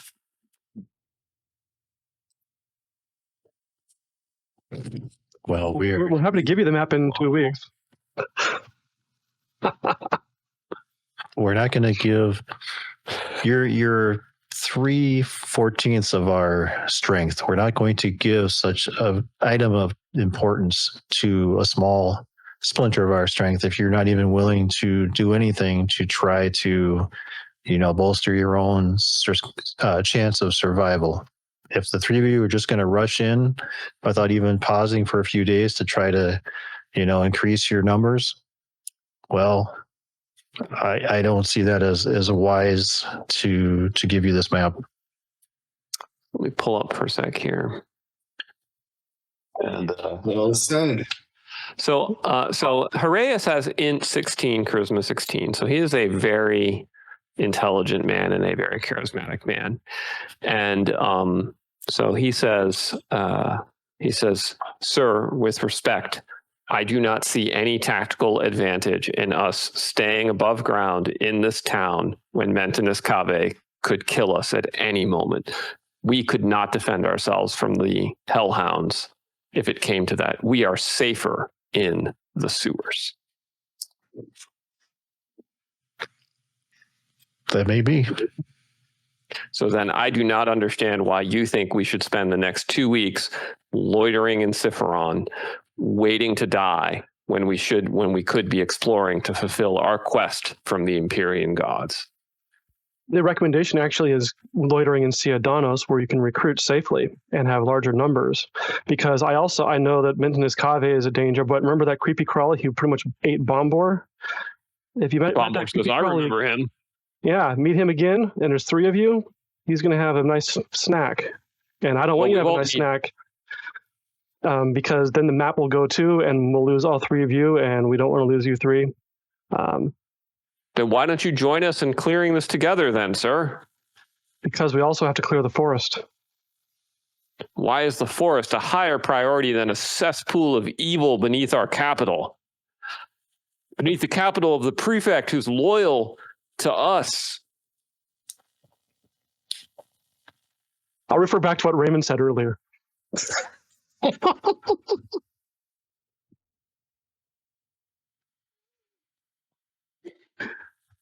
I think we're just going in circles at this point. Agree. So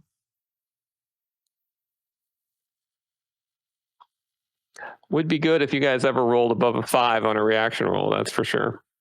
we do usually, but today was a bad day for reaction rolls. Yeah, it's fairly infrequent. We roll, 12 on a reaction roll. Well, I mean, look, from Horace's point of view, he's made very good points. Yeah. Yeah. Oh, yes. His quest is here. You guys have a map you're not willing to trust him with. That could make it easy for him to figure it out. But he's still going to, if there's 3 of them, he's going to die. I appreciate his faith, but if there's 3 of them, he's going to die. And the map's going to be lost. That's the problem. Yeah. Faith doesn't make you blind. It doesn't mean you, I'm not very wise, but I'm wise enough to know that you need more numbers. And Aminar gives us wisdom to equip, to know that we need to go in strength in places like this. And we're going to lose the map. And then when we do come back to deal with the city, we're not going to have the map either. And we're all going to be blind. So, well, you could just hire a cartographer for 1 day to make the map. So you guys are saying you think that they would memorize it? Like if we watch them, they would not be able to make a second copy, would they? I wonder No, if they couldn't make a second copy. No. I wonder if the prefect has like a court photographer or somebody who's reliable that maybe we could call upon. We could always kill them afterwards. That's the cyberpunk way. Uh-oh. Zahak is having influence. Yes, this is wise. Master, you needn't dirty your hands. I will merely poison the cartographer after he completes. Yeah, won't it be traced back to us then? No, of course not. You have total plausible deniability, sir. This would go better, Zahak, if you said it when the 2 of you were alone. Everyone is always eavesdropping on us, Master. I dislike it. Oh, well. It's just thinking out loud. Not every solution can be solved by force. Sure, I agree. So do you want to linger a day and get a cartographer, or do we want to... Well, it's certainly an interesting question. All right. If only you knew someone powerful in town that you could trust to help you with this issue. I know. That's what I just said. Someone who probably has a let's do that. fort full of scribes. All right, let's. All right. That's probably the better plan than hiring a random dude. Yeah. So go see the prefect. Ask for him to assign a cartographer to you. Is that what you'd like to do? Yes. The most trusted one. All right. Very exciting. Are you all going to trek over there, or just a couple of you, or what do you want to do? I probably should say We're all going to go. but maybe if you're all going, Other I'll than- go too. Because I mean, I can. If it's a ancillary activity, I can do it. That's right. Never split the party. Okay, so Yeah, we'll just send the map across with one person. Then nothing bad could ever happen. okay. And Robert with the map. All right. So as you guys are making your way through the old city from the Mink towards the prefectural palace, I need everyone to make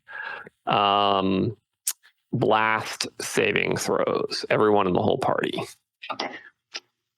Uh-oh, is Androvas dying?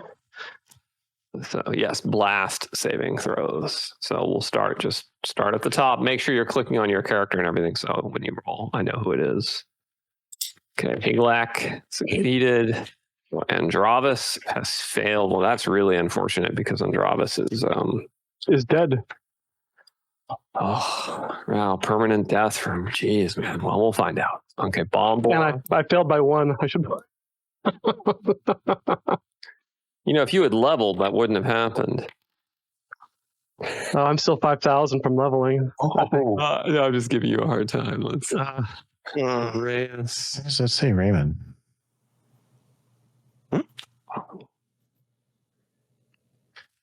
Oh, That was bizarre. It said Raymond twice for a minute.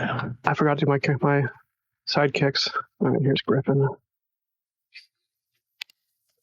He passes. So Griffin passes. Did we get Avaro? Did anybody roll for Avaro? Here's Gandara. Yep. She failed miserably. Dara and Avaro both failed. Okay. Anybody else? Is that everyone? Go for again. Still. Rolling for Scavenus and 2.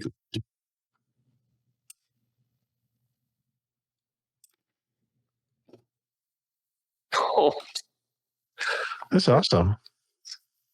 I think pretty much the entire party just died. Oh, except for Griffin. Toothy made it. Okay. All right. So at this point, I need everyone who failed, which is Andravas, Bombor, Heraeus, Agalor, Scandara, Avaro, Scavenus, and Tyrannius to make death saving throws, please. You get a +4 bonus, though. Well, those are the people Everybody who does. failed? Yeah, the people that failed, yeah. Need to Oh, make I death. failed too. Oh, I missed your name then. So go ahead and roll. So everyone, yeah, if you failed, those who failed need to roll. I survived my death saving throw. Okay.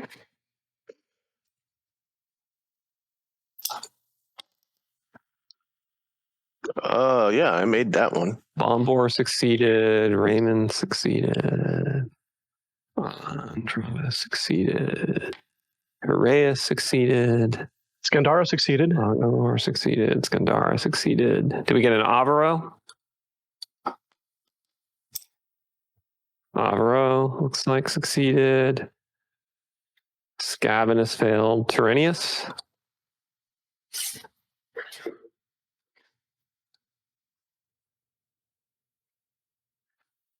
Oh, failed by 1. Okay. Oops. So here's what happens. You guys are making your way through the old city, and all of a sudden, from the balcony up on the top of one of the tenement buildings, it's waste disposal day. And an entire just massive cauldron of shit is poured down on top of you as they empty all of the chamber pots. And it spatters over everyone. Everyone who failed their save is spattered with feces. Scavenus and Tyrannius, who failed both saves, got it in their eyes and mouth. Oh no.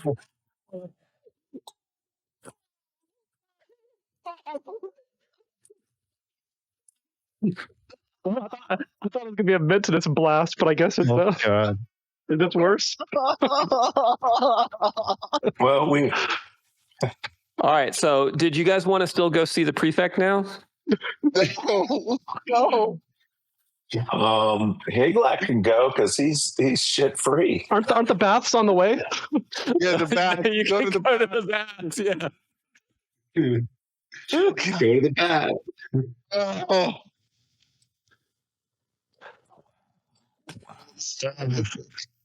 My eyes. Might need to go see the priestess. Make sure you didn't get something diseased. Yeah, seriously. Good.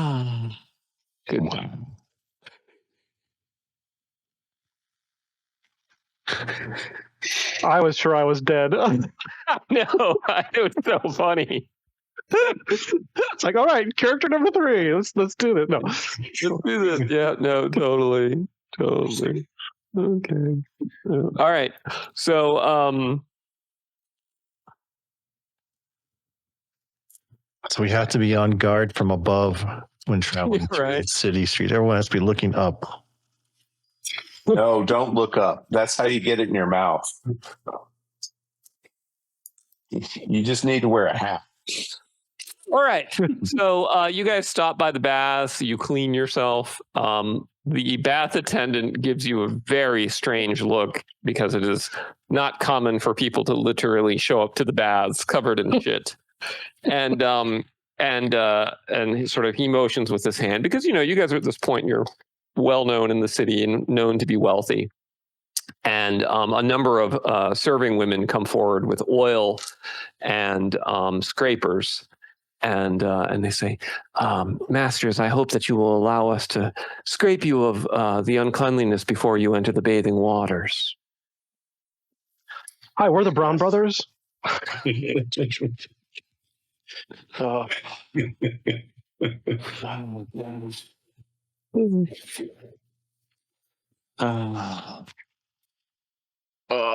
Yes. All right. Of course. That makes the day better because you get rubbed down with oil and then they take these scrapers out and they kind of, and then pour water to rinse it all off. And it's nice, actually. Afterwards, there's a little massage. And then you go into the, then you go into the hot room, then you go into the hot water, and then you finish in the frigid water to close the pores. Okay. All right. So now at this point, it's now about noon on the 11th. Oh. All right. I guess we continue on the track and we look up. So at which point Griffin says, "Hey, Haraeus, is it me or is getting shit thrown on us here in the city sort of not quite a symbol from God?" And Haraeus just looks at him with just... All right. Maybe it's just like Griffin and Haraeus have different. Griffin's like, why are you looking at me that way? So the prefect has no problem providing you with a trusted cartographer. He says, of course, you can have the prefectural cartographer himself. And he says, if this is a sensitive map, it would be best for us to finish the work here in the palace. I wouldn't trust to do it in your residence at the Mink. Yeah. Mm-hmm. Do you want to have someone stay with him while he works on it? Maybe you could have Andravis stay with him. Andravis doesn't have the strength to do it, but he could monitor. Yeah, have Andravis. Well, if I can do it safely or bed rest while I'm doing it, then yeah. Yeah, basically, your hands are shaking too much and your eyes are bleary, so you can't do the map yourself, but he can kind of show it to you and confirm that he's not up to shenanigans, is what I was suggesting. Yeah. And we can talk cool mapping stuff while he's taking his 15-minute breaks. And... That's okay. All right, so he'll be finished with that at the end of the day today. This will be his primary activity. Okay.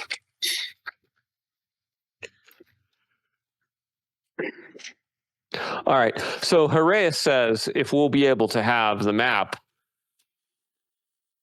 that will save us a lot of time. Perhaps then it might be wise to recruit some additional help. You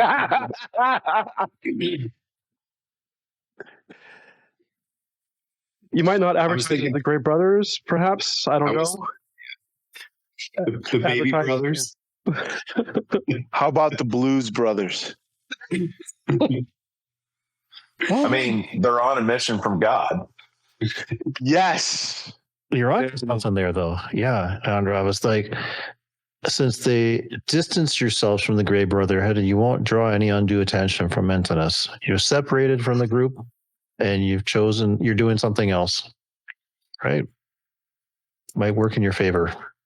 Yep, it is. Heraeus says, excellent thinking, sir. Deception can be key to the art of war, and I feel in this moment it would be justified, even though normally such action would be dishonorable. What do you guys think about 500 gold pieces? I think that's fair. Yep. Skandara says, I think about 500 gold pieces like all the time.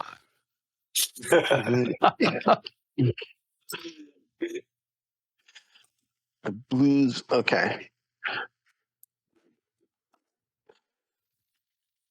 So So you're going to give them 500 gold pieces to recruit folks, and they're going to do so under a different party name. Yep. Oh. So they're the blues. We're the grays. Is that? Oh, sorry.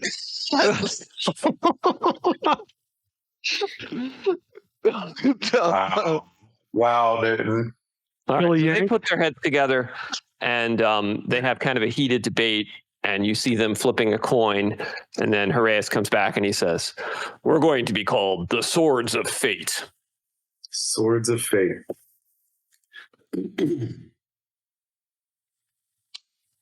Blues I like it is.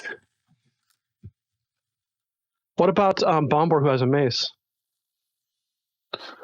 Bombor says, exactly! This is what I was saying the whole time! It's a stupid name!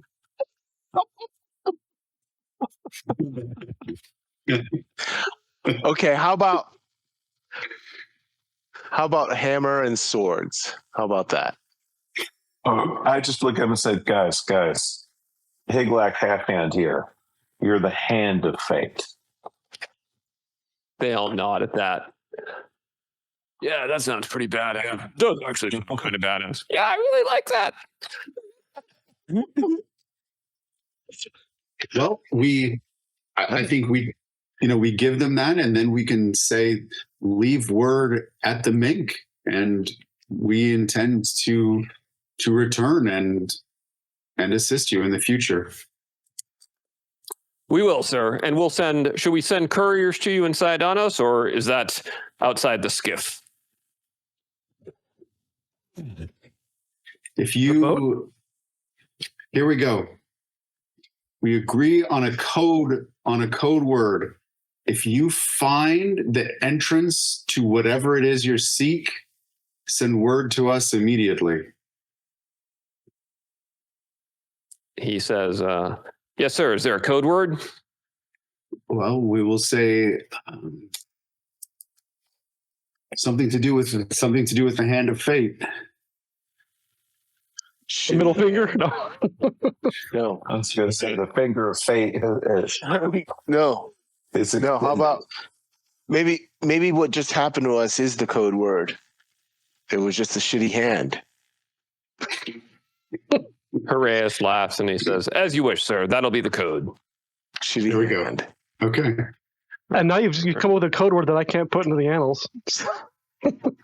I was thinking of something a bit more mystical.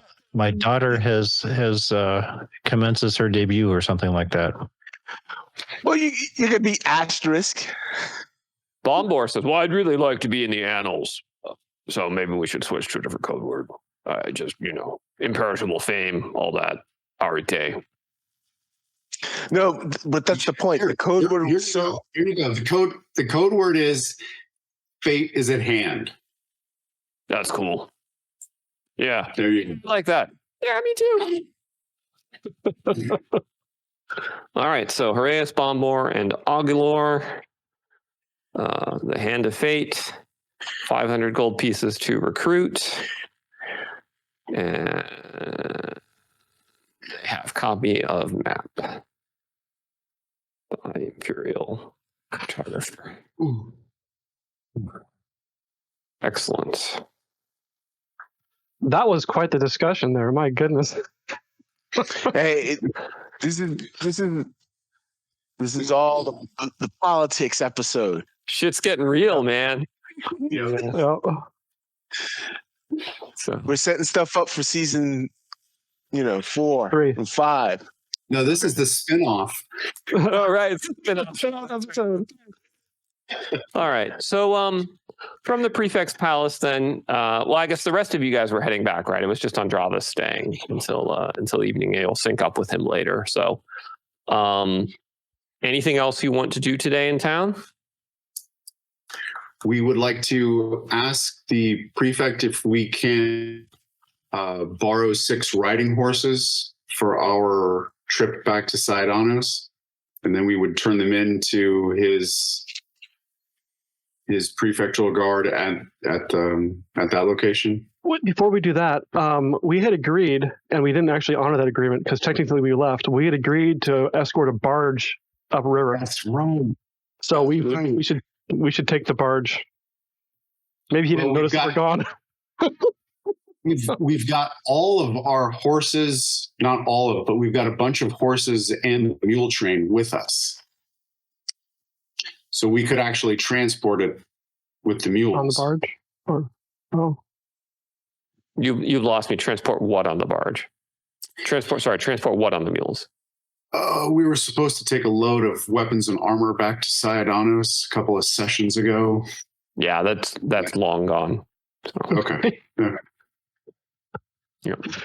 Okay. We don't have to worry about that. We burned that bridge. They found someone else to do it. Yeah, Imperial Vanguard did it. They deliver on time. Oh, man. Oh my God. I just laughed so hard I spilled my own coffee on myself. I'd recommend we take the barge. The barge seems to be a safer method. Well, I think with all the animals, I think we'd have to take 2.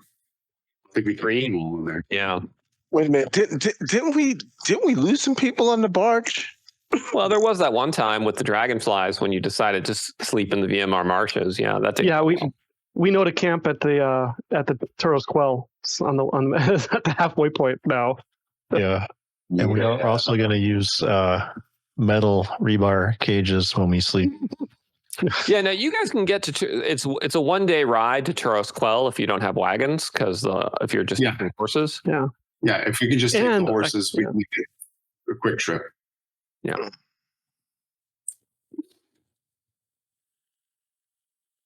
Yeah, and then it's a forced march to get to Saidanos the day after that. It's not a hard forced march, but it's just a small forced march. So you can get there in 2 days. I can't force march though. But you can't force march, so you'll have to camp out just short of Saidanos on the second night. Well, can we take the barge both days? Oh yeah, if you want to take a barge, sure. Let's put the animals on a barge. Yeah, it's just the barge is slow going upriver. Okay. If that's the case, then we don't need horses from the prefect. We turn the ones in that he loaned us. So all right. So you guys want to hire barges to take you? Yeah. All right. That's what we'll do. Yeah. All right. So before we leave, I head back to the Emporium to see if my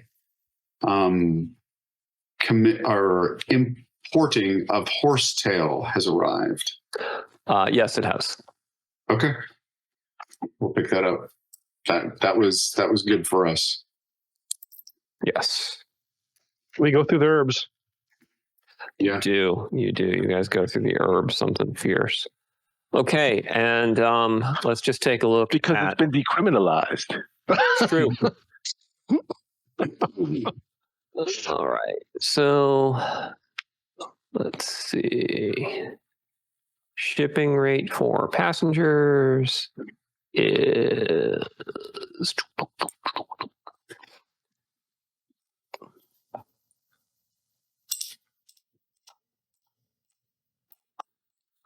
All right. So it's 96 miles is 1 gold pieces. So let's see. So 1, 12, 8. I'm sorry. That's 6.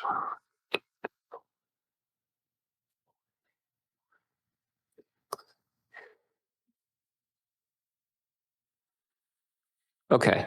And all right. And so you have 16 characters. No, Minus 13 3. you're taking. Yep. So, okay. So 13 characters. And then how many horses? How many We have meters? 6. We have 6 horses and 7 mules. Okay, plus 6 horses and 7 mules. All right. And okay, and those each weigh, let's see, 15 to 10 times as much. All right, so it'll be 83 gold pieces to charter a sufficient number of barges to take you to Saidanos. Gotcha. How many barges?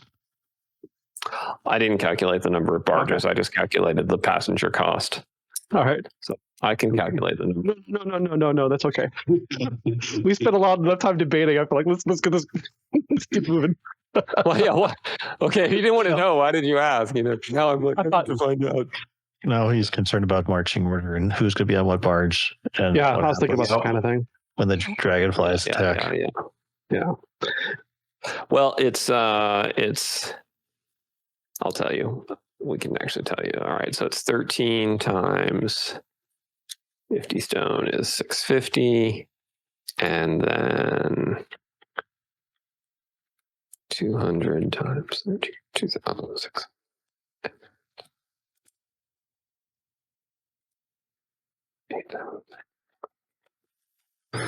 Wait, does this mean that the horses would travel faster than the barges?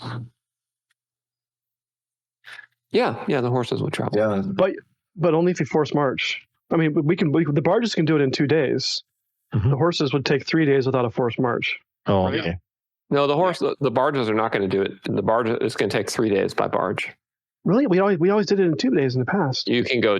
That's because you were sailing downstream. I thought it was one day one way and 2 days the other. I thought we are going downstream. No, this is upstream. No, you're going upstream. I mean, I might be wrong, Jonathan. Let me count it because you can go 72 miles. Okay, you're right. It's 2 days. It's 2 days upstream, 1 day downstream. Yes, you're right. Yes. So you are correct. I'm wrong. So yeah, 2 days to get there by barge upstream. It's just from writing the annal multiple times and traveling. No. I'm glad you remembered. For whatever reason, I just in my head I had mentally already gotten the speed wrong. So okay, great. So was just thinking out loud, we could still take horses and Alex, we got one other thing to do while we're still in town, Mm-hmm. and that is if everybody agrees, we'll go ahead and we'll get the Imperial standard out of Hawk so that we don't have to pay for that. We've definitely got the gold for that, and we'll just take that with us. Okay, how much did you have that in Hawk for? It was 4,000. Okay, so you're going to drop the 4,000. Yeah, so I'll put that down. Yeah, We've got to use that as a component for when we make our magical standard. Yep. All right. So, Don't forget to stop off and build some money if you want to. I guess we got 2 weeks to do that if you want to build some reserve XP. Yeah. All right. Well, it's midnight, so that's our usual stopping point. So we can start next session with a quick trip to Saidanos and then some recruitment, and then you'll be into the Lusalon Forest, I assume. Mm-hmm. And so I now have 12 days of rest left. Did you want to go through a couple of those questions? Yeah, sure. What were your questions? All right. So my first question is can a character perform a special maneuver in conjunction with a charge? A charge being a full round action, which then has a melee attack to it. It doesn't could a character substitute a special maneuver such as overrun or force back with a charge and get the bonus of charging and give up the melee attack? Yeah, so special maneuvers take the place of attacks rather than action. So any action that gives you an attack, you could then use to take a special maneuver. So you can absolutely do a charging overrun or charging force back or something like that. Yes. Okay. Can two characters act in concert as a healing ally for another character that has been knocked below 0 hit points? So meaning, like, if one character had healing of 2 and was able to cast healing magic, and another character had lay on hands, in the course of a combat action, could one delay and then both characters act in concert as the healing ally, thereby hopefully getting some sort of bonus to that mortal wounds roll? So you could not stack the same modifier multiple times. So you couldn't say, for instance, I've got healing 3 and he's got healing 3, so therefore we have healing 6. So that wouldn't work. But what you could do is, let's say you had a non-spellcasting healer, or that healer had moved and couldn't cast spells, but then was working with someone who could cast spells for lay on hands. Then you could stack those, yes. So it would really apply for, the laying on hands. To use like if we still, so for instance, if we still had Heraeus around, what Hyaspera could do is she could, if whichever one of them had the higher initiative, they would delay till the lower initiative. Yes. Then on the lower initiative, they would both move to the casualty. She would use the standard. She could cast healing magic. Well, she has healing 2. She couldn't cast if she moved, so she'd have to have already been with him. That's right. Yeah. That's right. But yeah. So the standard, herbs, and healing, and then in that case, could combine with laying on hands from another character. Yeah. So like, let's say, for instance, and you could also combine healing magic and laying on hands. Those are actually 2 different categories of bonus. So what you couldn't do is say that Bob applies horsetail and Jim applies horsetail. So we get right. This. Yeah. Right. All right. That actually improves the healing. The way we can do heals. Yeah. I mean, it doesn't, especially after combat. It doesn't really improve it that much, because you have to use an action to do it, and then after combat there's a penalty. But I mean, there's no reason why the divine caster can't do a heal while the mundane healer is doing his surgery or something like that. Sure. Right. Next question is, if a character that can sneak, like an assassin or a thief, and sneaking being a movement action, could that character, if that character takes both movement actions to sneak, do they have to make 2 proficiency rolls?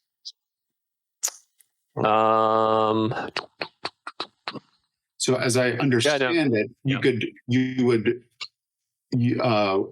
if you were sneaking as a movement action, you could move at half of your combat speed. So if you did 2 movement actions, would you then have to make 2 sneaking proficiency rolls? Let me actually check that one sec. I just need to see when the condition ends. It's an interesting question. And I want to make sure I give you the actual rule that's in the game.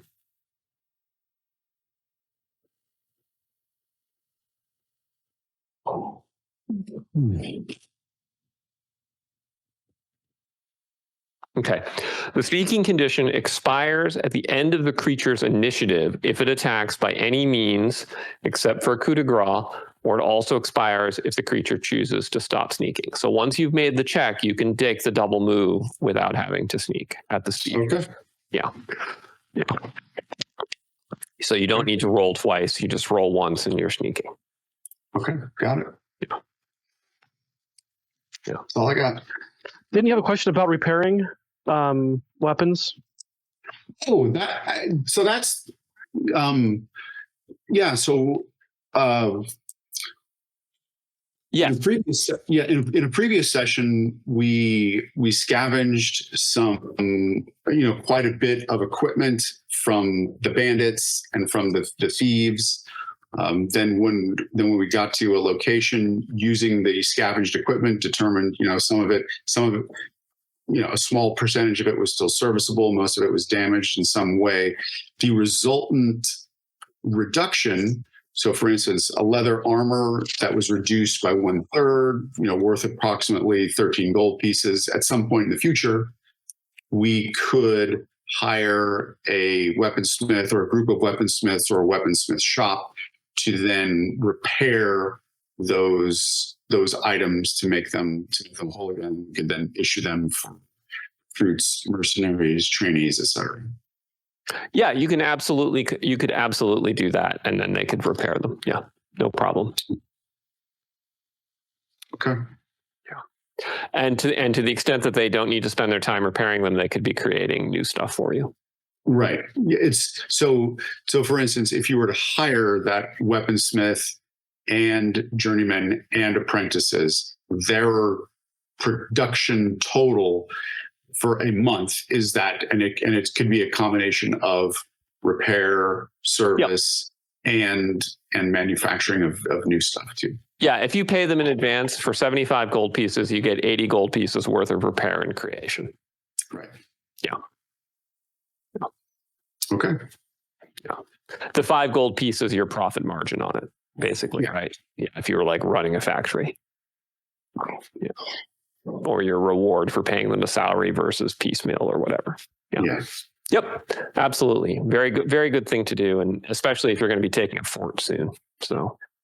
Well, we are building an army. Building a freaking army, man. Okay. Well, things are heating up here for the Grey Brothers then, because they've got 3 important quests assigned to them. The deal with this fetid pit in the Luson forest, to deal with the darkness below Cphon, and to reclaim Tauros Dread. And the legate has told you that you have until summer. So you have roughly 6 months to reclaim Tauros Dread. And I'll be spending half of that in recovery, so 3 months. Yeah, Jonathan has 3 months. Everyone else has 6 months. Yeah, so we have to gain a level a month. No, but more seriously, though, I mean, we are going to be losing about half the time probably for various recovery, not necessarily me, but well, that just seems to be how it works. Typically, from what I've seen, is you can average 1 major dungeon delve per month across many games of ACKS. That's what I've seen. So you can imagine 6 over the next 6 months, you'll have 6 major dungeon delves. So if it takes you 1 to clear the Luson forest, who knows how many to clear, the stuff down in the Undercity, and then et cetera. Yep.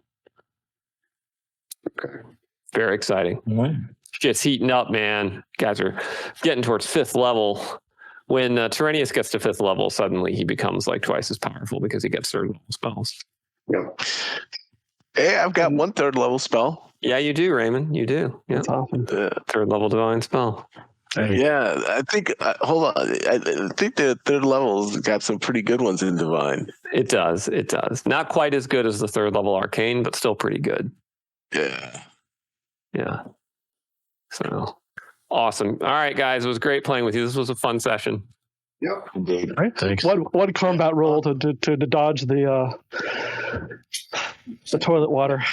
Well, we had 3 prior sessions that were really hardcore combat, like a lot of stuff happening. So it's okay to have the occasional session when you plan and you put your house in order.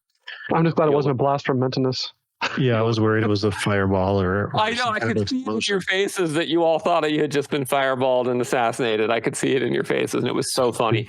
And it was literally just a random encounter that we put in the Cphon book for getting dumped on with feces when you're walking through the old city. Who thinks of this stuff? the old fecal one. Yeah. Oh man! Don't try and point fingers, Newton. All right. Fecal fracas. It's a Freakle brackets. That's right. All right, guys. This is great fun. Cheers. Good night, y'all. Right.